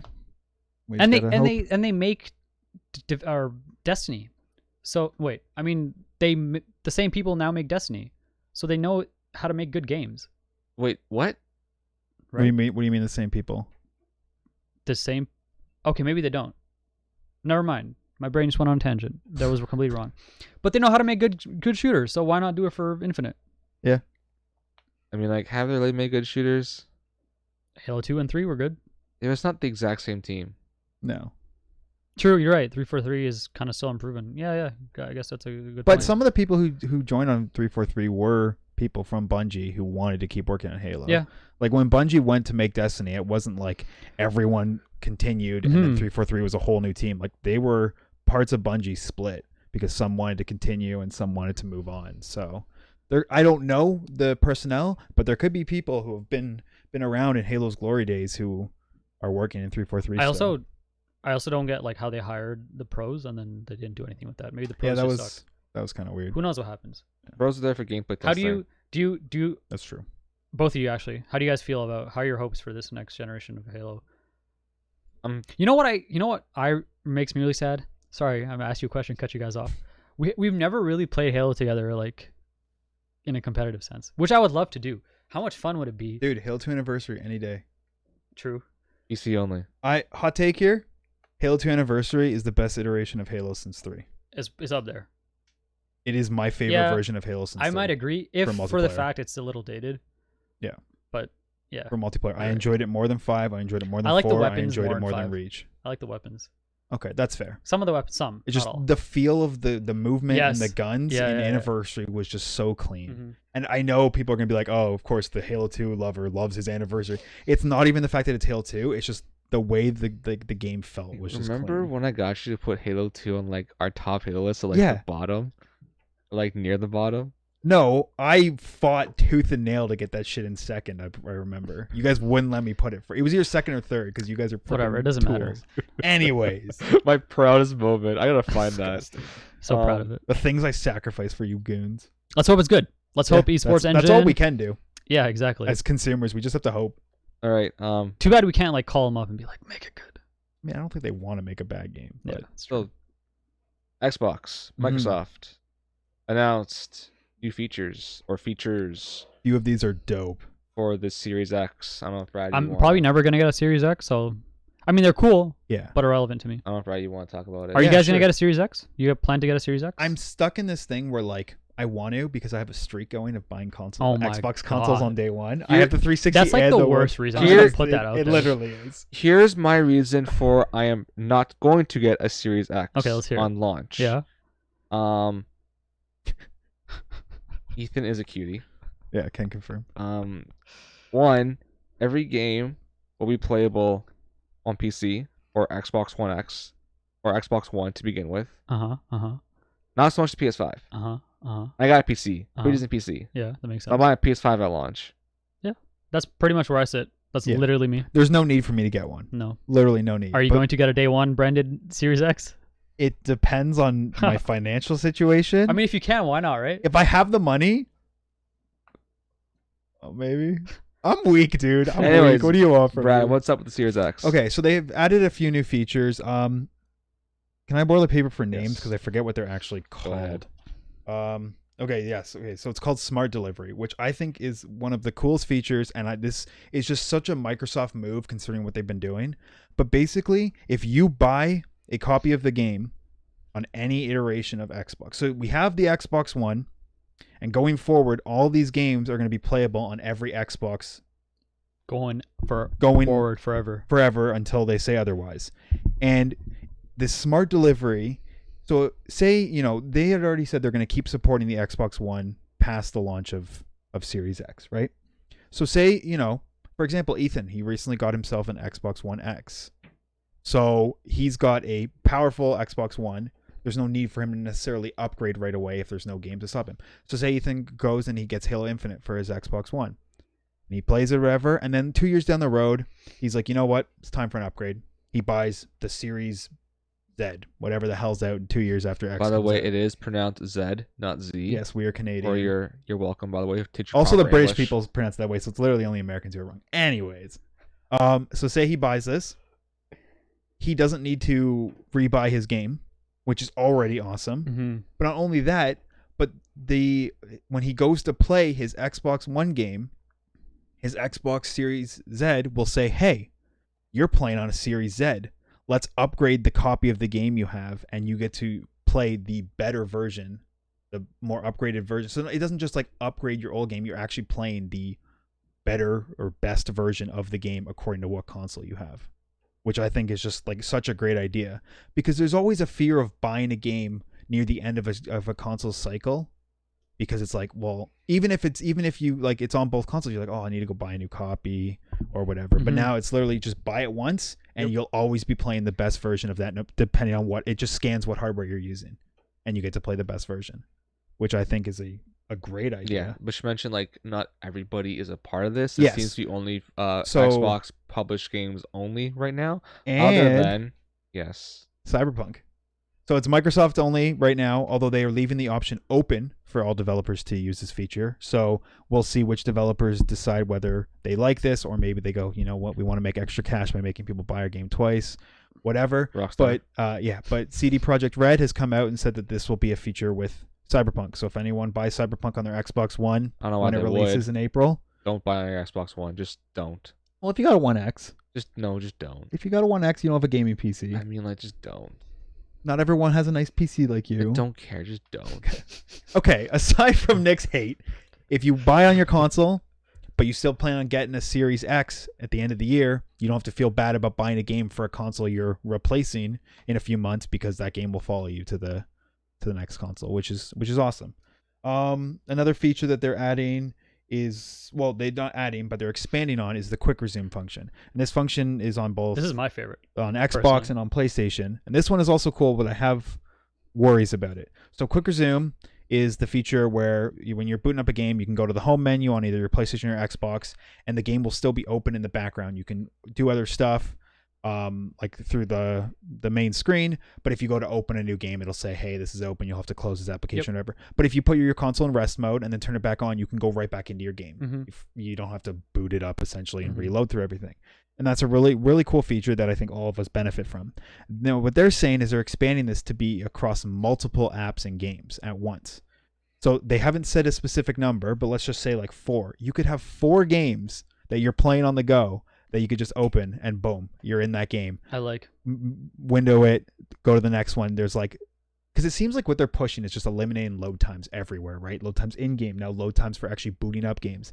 My only fear about this is how much processing power does it take to maintain the games, and does that affect the performance of other games? Well, to while they're counter doing that, this generation of consoles is significantly improving the power of the CPU, whereas past consoles, graphics. The graphics have gone up, and the processing power of graphics has always gone up, but the CPU never followed. So now this is the first time in generations where the CPU is being upgraded as well as the graphics. Yeah. So the way I think it works, I might be wrong. I'm not an expert, but I don't think it takes CPU power to like have it run. It doesn't run. What it does, it literally just saves the state of your memory, like of the game in memory, and it just saves it. So when you load it up again, it just pulls it up. It doesn't take any processing power it doesn't keep it running. Yeah, but then like as soon as you pull up, you're immediately in the game and playing everything that would have to have been loaded.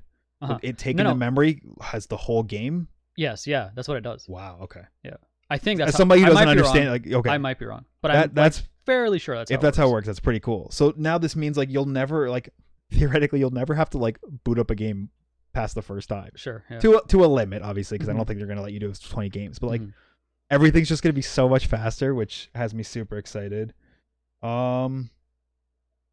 And the last thing about it is that they announced, which I think a lot of people had speculated was going to be the thing, but the entire Game Pass library is going forward onto the Series X. So any game that is playable on Game Pass right now will be playable on Series X when you have Game Pass. Will the Wisps all noticed out? Yeah. March 12th, Yeah. 11th, close. Coming out soon. And Game Pass will be utilizing the smart delivery. Nice. So it'll, whatever system you play on, you'll play that version of the game. I like Which this makes whole sense. like, here's Xbox, an experience as a service. Yeah, that's why like it's so fitting to what they're doing. They're just like play our games wherever you want and at the best quality you can. Like they're just here. Quickly, It's so speaking good. of services, I got into Xbox streaming preview. Oh, did you? Yes, I did. What's that? Their streaming service. Okay. I played Forza The Horizon 4. Project X Cloud, I think. xCloud, yeah. Yeah. I How was played it? Forza Horizon 4. It was great. How was the latency? Funny you should ask. There was no latency because I couldn't control my own car. Wait, what? Like I connected my controller to my phone, through Bluetooth because that's the thing you could do. Apparently, I totally didn't even realize that. I started playing, and then I started doing things on the controller, but then it wouldn't register right away. So like I would like do a whole bunch of movements, and then it appeared on game like 10 seconds later. That's terrible. And then my car would be going everywhere in which way, and just like I don't know what's going on. Because it was registered on the control so much. Yeah, I'm gonna turn it dude. off. But so for now, like haven't gone back into it lately. I don't know if because it was on my own home network it was like that. I've been wanting to try it on my data plan, like for like 5 minutes, see how it is. Yeah. But I haven't just gotten to it yet. That gives me very little hope because Nick has like the best internet in our group. But of also, friends. like, so if it doesn't work for him, but we're Wi-Fi is different than wired, right? Yeah, so like depending on that's how the true. Wi-Fi connects to my phone, the streaming, all that. But anyways, Yeah, that's hilarious. maybe I should try a more like catered, like more tested and like dedicated environment. Your home network might also like need some touching up. I don't know, like how your router and stuff my is. router just suck probably. Fair. Yeah. Okay. Um, That's cool that you got in though. yeah, it's open in Canada now, so like any guys can Yeah. get in, and I still gotta experiment more with the GeForce Now, which is cool. Legends of Runeterra is on GeForce Now streaming service. I wanted to load up while I was away for the weekend. I'm like, yeah, Legends of Runeterra on my phone. Mhm. It's like keyboard mouse required. Fuck. Uh, Okay, can't do it. Well, so much for that. It's kind of weird that you guys are talking about this because I've heard like Stadia is not doing so well. People are upset. There's not Google. because it's What barren. What did Because I it's say Google. before Stadia launched? Google's not going to support it. Sure. I fucking said it, and it's coming true. Anyways, moving on. There is a new Animal Crossing game coming out this month.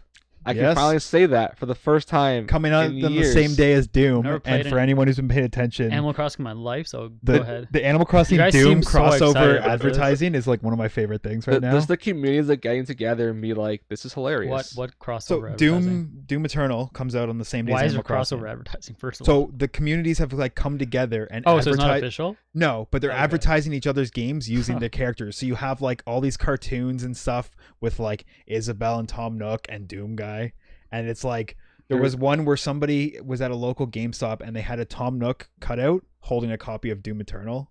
There's a comic it's of so funny. Isabelle and Doom Guy like at a bar ordering drinks. Isabelle orders whiskey on the rocks, and Doom Guy orders a cup of milk. And Isabelle calls Doom Guy a pussy. It's so good. It's so good. I like that. Yeah. So there was a direct that happened February 20th. I know it was a while ago, but like there's a lot. Since we had came, an off week, we didn't yeah, get to talk a lot about it. came out of it. So I'm just gonna go down list by list because like this is probably the most official way to talk about it. Yep. So from the get-go, when you launch the game, you get to pick from 2 different hemispheres, the northern and southern hemisphere. That will determine what season you're in throughout the months. So like if you're in the northern hemisphere, your January will be winter, like it is. What did you just say? Northern hemisphere. Fuck whatever. Northern Hemisphere. You know what? First you said like hemisphere, and then you said hemisphere. one more time. Northern hemisphere. Okay. Hey, got it. So if you pick that one, Congratulations. we're such I dicks. know. your January, February, and December will be like winter. Or if you pick the southern one, your January, I'm sorry. February, and December will be summer. Mhm. So like, no matter what you pick, you always get your seasons. Yeah. And then you could pick from 4 different starting islands, which is like a base. You start on an island? Yeah, the whole thing is it's like an island getaway. Oh, Yeah. okay. So like, you pick one of the 4 base islands. I say base for a very specific reason coming up later on. Yes, which is the sickest thing. So obviously, Wait, so you go to an island getaway to get into debt? yes. Yeah, Okay. you buy a tent or you get a tent and then Yeah, you but start this is the building. best kind of debt. No due date, no True. interest. True. True. You can pay it back in like 40 years. Let's be honest. Is Animal Crossing really Animal Crossing if you're not paying Tom Nook back? That's true. No. Like, what's the point of the game if you're not working to pay off your debts? Come on. So like in spring, there like flowers more prominent. Summer, there's more greenery and bugs. Fall, there's mushrooms and seeds. What they said in the trailer. Yeah. Winter, you can make snowmen and view the northern lights. The Northern Lights thing looked really Yeah. cool. Activities also change each season, like kind of thing. So like there's like fishing, bug catching, all that. Mhm. When you arrive, you come with 2 different villagers and get a tent to set up anywhere you want. So what I've heard is that you basically get put on Tutorial Island, literally. Yeah.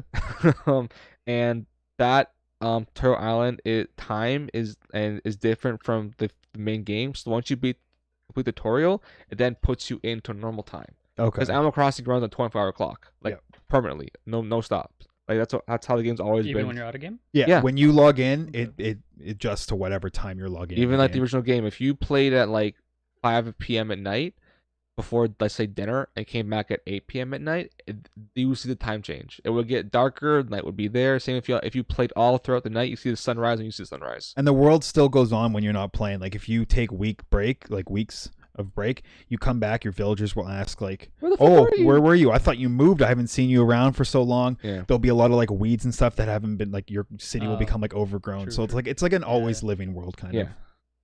So you get 2 different villages set up. You can set up your tent anywhere you want, but you can also set up the villager's tent up wherever you want. So you can like kind of decide like this is where my neighborhood's gonna be.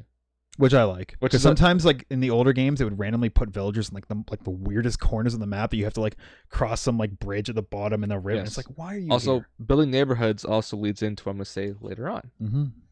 A lot of foreshadowing. Yeah, but there's a lot. The island starts off with your resident services in the plaza, a merchant where you can buy things and craft stuff. So they're leading into like a lot of crafting in this game, which is almost like brand new for the series. Yeah, there's been like the closest thing to crafting I can remember is on like the 3DS version where you like built sites, like you could build like a sandbox or like a town fountain or something like that. But there's never been. They kind of toyed the idea in the mobile game, but not to the extent I think this is coming. So yeah, resident services will eventually upgrade to a town hall the more you build up the island. Crafting seems to be a big part of like the early game experience, whereas like you need to craft your way to a better living situation, and I think instead of buying it kind of thing. So like you craft different chairs, beds, tables, whatever you can get your hands on for different recipes. You can also customize furniture, different designs, stuff like that. Like anything you want, even on the smallest piece of furniture, you can put your customized design on. You can also place furniture outdoors, like you can in a mobile game where it's all outdoors. Which sounds like, okay, what's the big deal? But that you It's can never new. do that. It's before. new for like the main games. You could like before if you dropped an item outdoors, it would just be the Animal Crossing leaf symbol, and it's like an item to pick up. There's also like another building in the game that's always going to be there no matter what. Is the airport. It's how you first come like fly into the island. Is that the multiplayer access? Yes, it is. Boom. Through there you can visit other islands or bring other people to your island. 8-player max online. And you can also play 4-player local co-op. What's cool is that if you have multiple people to a system, you all share the same island.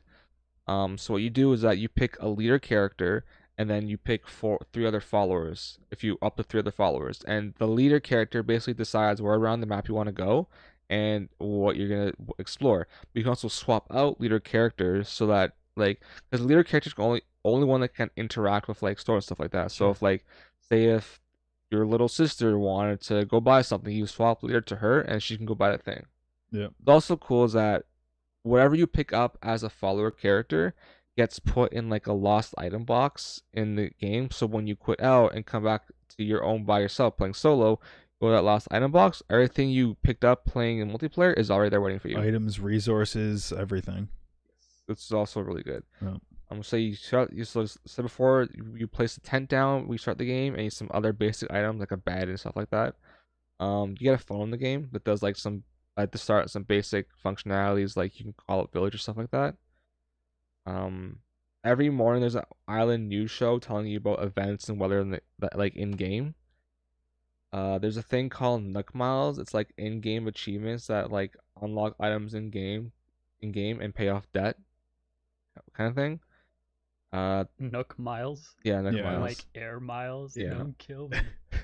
So there are quote unquote dangerous creatures in the game, like bees and scorpions that like if they sting you, you will like get bumps You and get an bruises. ouchie. Yeah, Your face gets all like puffed up and swollen. And you stuff. you can get like a medicine to bring it down. They also showed that you can see ghosts on the island. Yeah, that was cool. Like Yeah. at night, there'll be like ghosts. So flying Luigi's around. gonna come by and like take up Yeah. some ghosts. He'll come by with his poltergeist.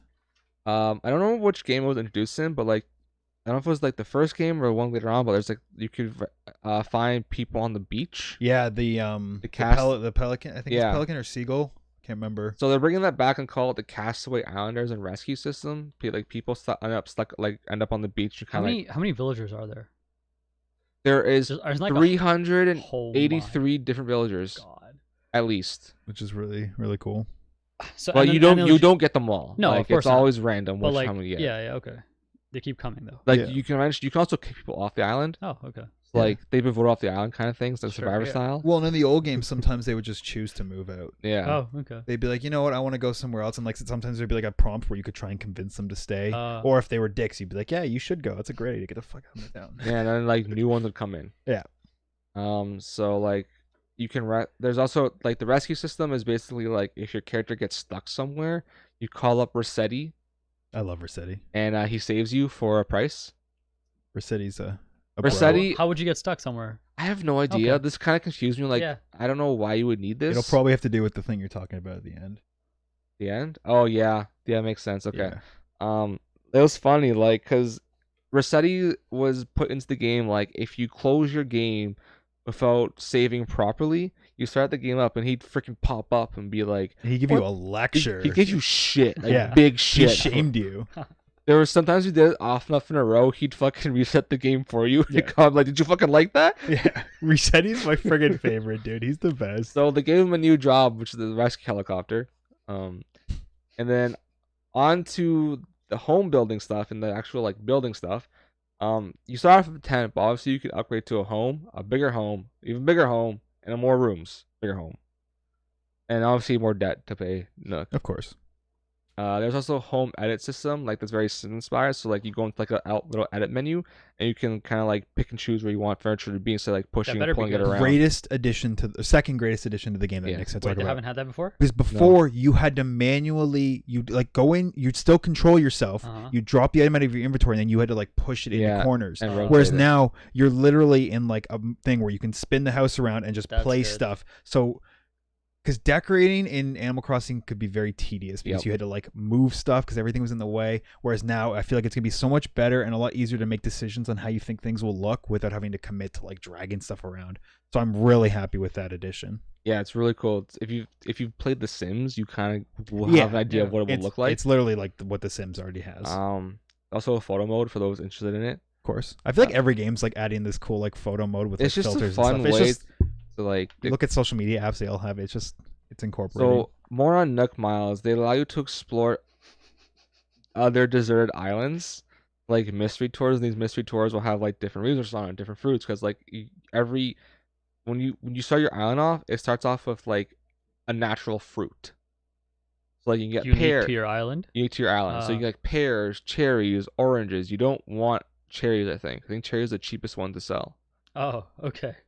Um, So it's gonna definitely be like stress to like keep resetting your game. yeah. Oh, I got a Okay. cherry freaking think- seed yeah. reset. like you can also explore other islands and like bring seeds back and like plant those trees Okay. type of thing. Yeah. True. You can do all these tours, and depending on like how excited your palate is, or what islands you go to, kind of thing. I don't know. And you can meet people on these islands, like when you go out on these like trips to like these special islands, and you can Other like villagers? be like, or- yeah, and be Yeah. like, hey, you should come to my True. island and stuff like that, which is cool. I already talked about 8 people can live on one island / Switch. I talked about the multiplayer stuff. There's a Nintendo Switch Online app that Using allows the you app to to. So do there's like- no like true like multiplayer servers, right? It's not like you I can don't- log onto your island and then log off, and then your friend can log on after you've left and play for a bit. The island is on your Switch. Okay, so it's not like on the So cloud like I somewhere. could log off, and if you use my Switch, you could log onto a different character and play on my island. But like it's not like a you couldn't server. from your house Like, go into my Whoever island if I'm not plays there. the game first on a Switch creates the island for everybody. Yeah. Okay. but it's local, yeah. Yeah. So now on to I think what the game wants you to do, like the idea of the game. So it seems like when the game starts off, you get yourself, 2 villagers, and tents. Like you're literally camping on an island. As the game progresses, you get more villagers, you get houses, you get more buildings. Like you get the museum, you get Nook's Cranny, obviously, because you need Nook's Cranny. You get the tailor, the campground, and they will all eventually get built as you play through the game. I think What like, would you need a museum for? all the fossils When and you get bugs like you can collect. so fossils are some of the things you can Oh, collect in the okay. game, and then you'll basically like rebuild the dinosaurs and stuff that you find, and you Okay. get to go around and like Yeah. explore them as full sets. Cool, You can like I cool. think you need 12 or 15 fossils to open the museum up. Yeah. Something like that. You also catch like different species of fish, Yeah. and you can donate them, and they'll fill like an aquarium with them and stuff. I like dislike that. I like how this sounds. And then the plazas also were like special guests appear for the events. So like you get the guy who's here for the fishing tourney, or guy for the bug catch tourney will appear in the plaza in his own setup. Now on to what I think is the greatest that. addition. Dude, when they showed this this game. off, I lost my shit. So resident services eventually upgrades to a town hall. In that town hall, you can customize the island such as like your own house. You can relocate buildings however you want. But later on, get a building permit. What that allows you to do is build bridges and slopes. Might not seem like a big deal, but like you can build a bridge, you can build a staircase kind of thing, right? What it also lets you do is you can modify terrain. Literally, Animal Crossing meets Minecraft. You can destroy cliffs, you can create rivers, create cliffs, waterfalls, walkways, anything you want. It's like a sim-esque editor, like something. You basically like take a shovel, just fucking dig it Oh. out, or like put Yeah, dirt on it's like it. Minecraft. Okay, damn. Yeah. Oh. You could literally if you want to draw a giant penis around, you can fucking make a giant penis. Call Yeah. it Penis Land or whatever you want. Like, I've wanted this feature for so long because, you know, in the other games you get like a like it's random, but like it's still like randomly generated to, and it is what it is, right? Right. And even in the newest 3DS one, like you could make bridges and stuff to make like, you know, if you had like an awkward river that cut Mhm. off certain things. But this one, you can literally now Reshape your island. terraform your Yeah. entire island to what Yeah. you want. So like what I said, you get the 4 base islands. You can pick anyone you always want, but then you can terraform it any Yeah. which way you desire. So the amount of possibilities you can make, like Nick said, you can make like random cliffs. You can give yourself like, you can like have your like make a cliff and have like a house like right on the cliff, right over the ocean. you Are want, there- you can make a moat around your house. Yeah, like Are there roads in this game? You can build pave roads. You can pave them. You literally can It's like pave giving me roads. some SimCity vibes. Okay. Yeah, so it's like you literally have full control of how your town will look. build your perfect Animal Crossing Yeah. village community. And Like this, you can set up where everybody lives in their neighborhood. You can set up where the stores are. Set up where you live. Set up where all the gardens. Like it.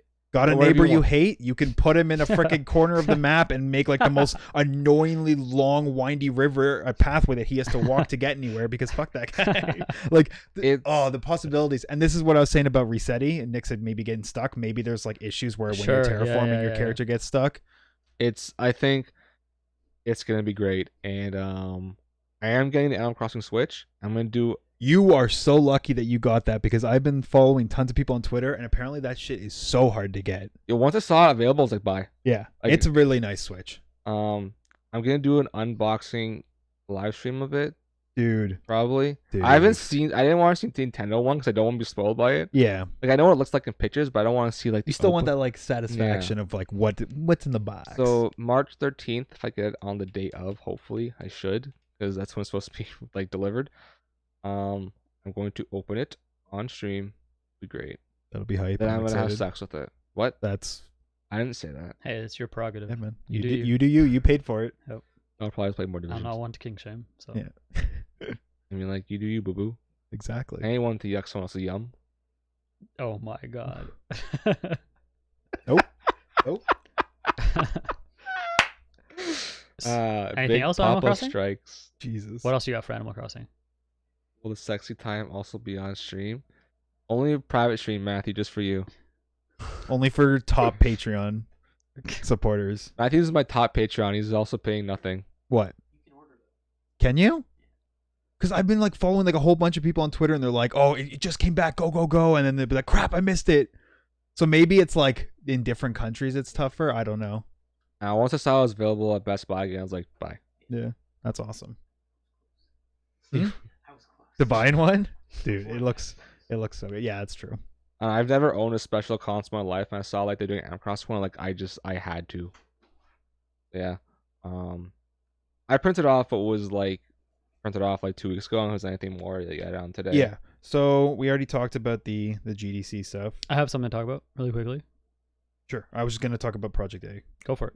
And Yeah, let's yeah, finish yours. Go for it. Yeah, so we talked about the GDC thing. The one thing we didn't say is that they don't have an actual like date yet. They plan to do it in the summer, but depending on how situation, Mhm. like how things play out, it's up for change. They do have a Q&A though, or FAQ, if you have any questions about stuff that's going on. So quick little bit of information came out on Riot Games Project A. So during their anniversary stream that they had back in October last year, they showed off a bunch of new projects that Riot's working on that isn't League of Legends, one of them being Project A, which was their tactical FPS game meets ability shooter in a way.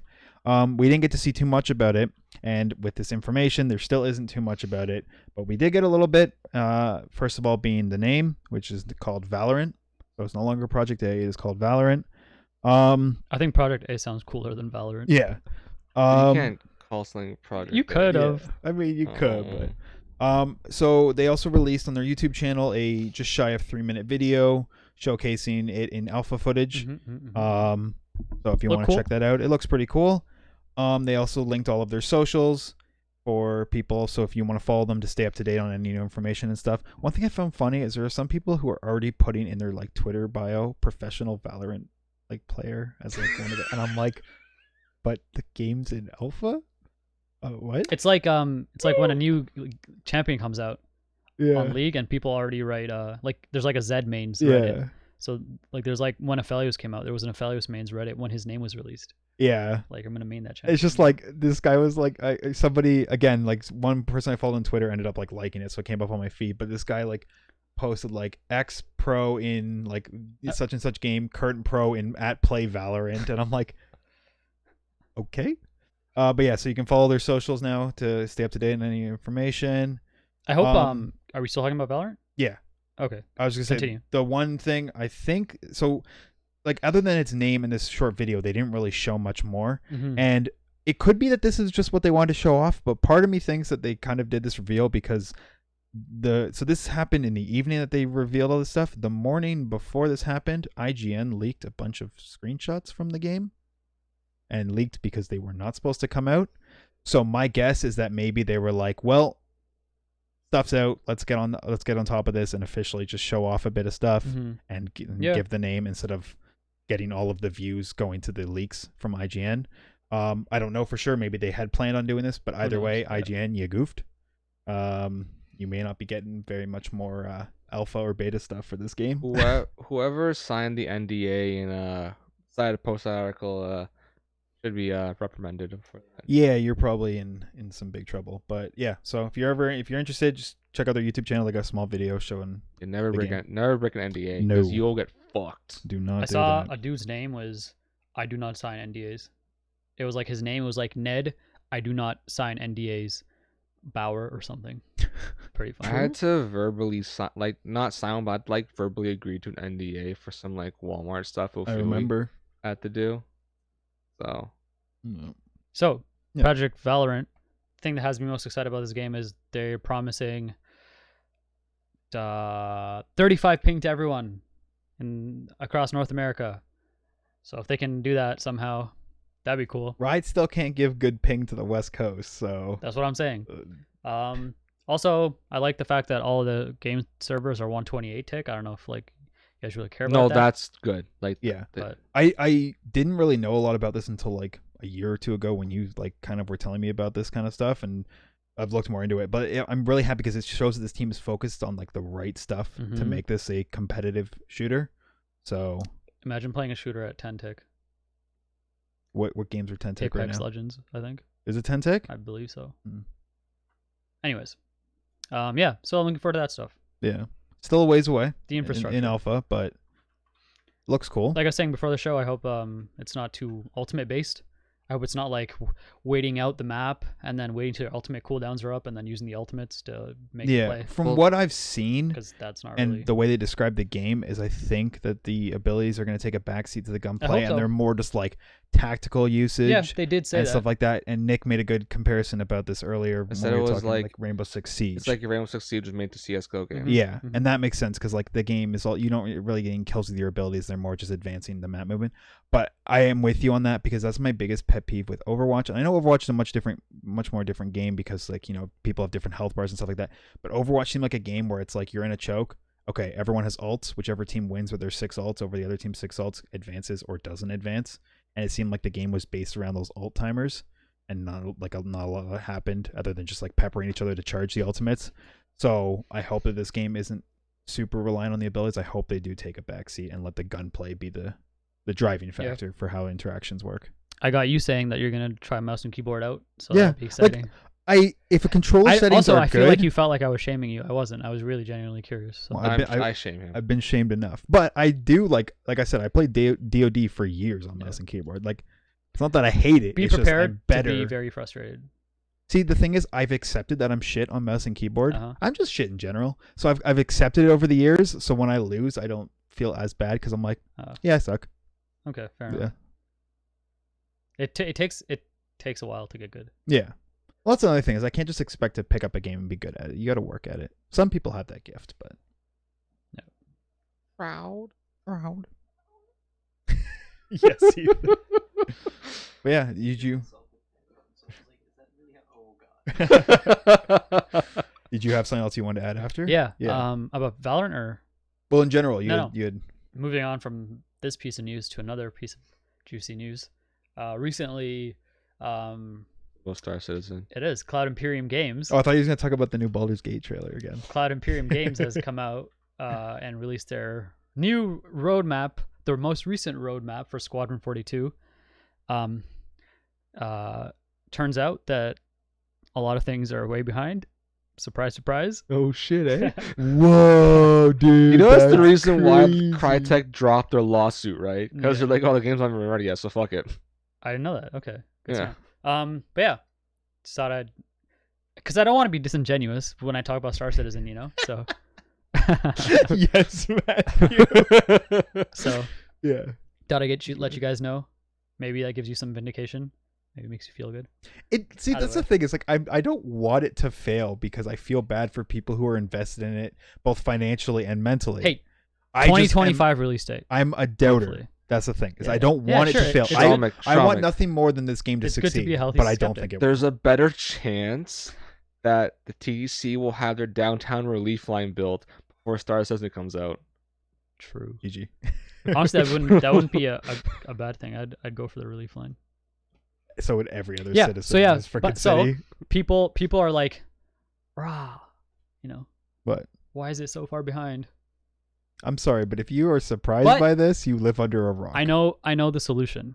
All they have to do is just release another ship or two Oh yeah. and just sell them for And like say, hey, $2,000. Yeah, this is $2,000. Look how cool it looks in this 30-second, very small simulated And demo we then provided. 10,000 people are gonna buy it for Yep. some fucking Yeah, reason. and then the whales are like, "Boo," and they just come in and give you the money. 270 million, Yeah. by the way. So It's insane. we'll see what happens. Whales OP, dude. like Stardew Valley was made less for like way less than that. Sure, it was. Like, It's one dude, right? One dude made Yeah. that entire game and has made millions of dollars. Yep. Yeah. 1.4 is coming out. Well, no, sorry, 5. 1.5 is coming Yeah. out soon. But yeah, just thought I'd let you guys know Fair. because it's kind of funny. Yeah. To bring up Star Citizen. It's true. It's true. Big shocker. But yeah, but that's all I had. All right. I'm gonna play more Cataclysm. Dark Days Ahead. Hopefully you can Survive. avoid zombies or When find you- something when more you useful said than that- a muffler. When you said said Cataclysm, I thought of World of Warcraft. I'm like, that's not the most recent Mm. expansion. Dude, Kata was sick. I loved Kata. Yeah. Maybe play some more League. Who knows? Sounds like a plan. I will be grinding away at Horizon and potentially Oh, start the actually, main story again. I'm gonna activate my Game Pass soon because Will o' the Wisp is coming I don't out. believe you. No, I'm doing it. Every right- episode. have said that for the past like 8 Literally weeks. the last. I'm like, saving yeah. it for Will o' the Wisps. You said that But about why? Tomb Will o' the Wisp. Raider. Because You had Tomb Raider. Oh, speaking of Tomb Raider, you know what I realized? What? I own it on PC. Do you? You fool. so you bought it on I Xbox? own it on PC somehow. But you were playing on the Xbox the whole Yeah. time. You're such a fool. When did you buy it? I don't know. Can you transfer your That's save at scary. least? That's scary that you've bought games and don't even remember buying them. Can you at least transfer your I like save? looked it up I on don't my think Steam so. library. I was like, Unlikely. Tomb Raider play. Like, wait, I own it? Nick, you fool. Oh my god. Feels bad. Yeah, you've been talking about playing Tomb Raider. You've been talking about playing the original Ori and the Blind Forest Yeah. leading up to Will o' the Okay, Wisps. you know what? I talk a lot, Yeah. but when I do it, I'll do it, and I'll let you know. So Will o' the Wisp comes out in 9 days. I'm definitely doing The it. for that. 11th. Yeah, I'm definitely doing it for Are that. you getting Game Pass for that? Yeah, 100%. I have it. I have a 1-month code, I think. Do we believe him this time? I don't know. I guess we'll find out next week. Sure. No. I think our episode will be before because it's the 11th. Today's the 2nd. I'll redeem it before that, just specifically for I the don't believe episode. you. Okay. True. Redeem it now and spend the next week playing Blind Forest. Dude, Blind Forest is so freaking good. Will the Wisp isn't going to take you a month Yo, to I haven't beat. played a video game in like ever. Okay, so do it. Wait, we mean What if I hate Matthew, it? he has not played the first Ori, and What he's talking about What playing if Will. What if I play video games again and I hate them? No, he hasn't. Blind Forest is a masterpiece, dude. I'm scared. Okay, What happens? push yourself past this fear. Well, you're gonna play Will in a week. What so if I've changed in a way that I don't like? You're gonna find that out when you play Will of the Wisp. True. Sorry, Sean. Just think of this. Uh-huh. Metroid died for you to have Will of the Nick, Wisps. shut up. Fucking memer, dude. Metroid is dead. Nick 2019. Thank you, Matthew. Listen to this man. Okay. Redeem it tonight. Start Blind Forest. Grind it out for the next week, and then as soon as you're done, you're gonna be just living on that Ori hype, and you're gonna take that hype right into Will of the Wisps. I kind of want to play Tomb Raider though. No. Tomb Raider's that ship has sailed. It's Ori time. Wait, it's Tomb off Raider's- Game Pass. It's off Game Pass. Yeah, so you can't yeah, even get it unless you bought it on PC like Nick and forgot about it. True. I don't think I've done that. Play, Right. please. Okay. It's so good. All right. All right, Don't so be dumb. next week, hopefully done Horizon. Who knows? Yeah, we'll see. I might be level 50 You should and be- still not. You should be done all the side quests by this point. There are a lot. The map I looks know, but- huge. It is big. Story is phenomenal. Yes.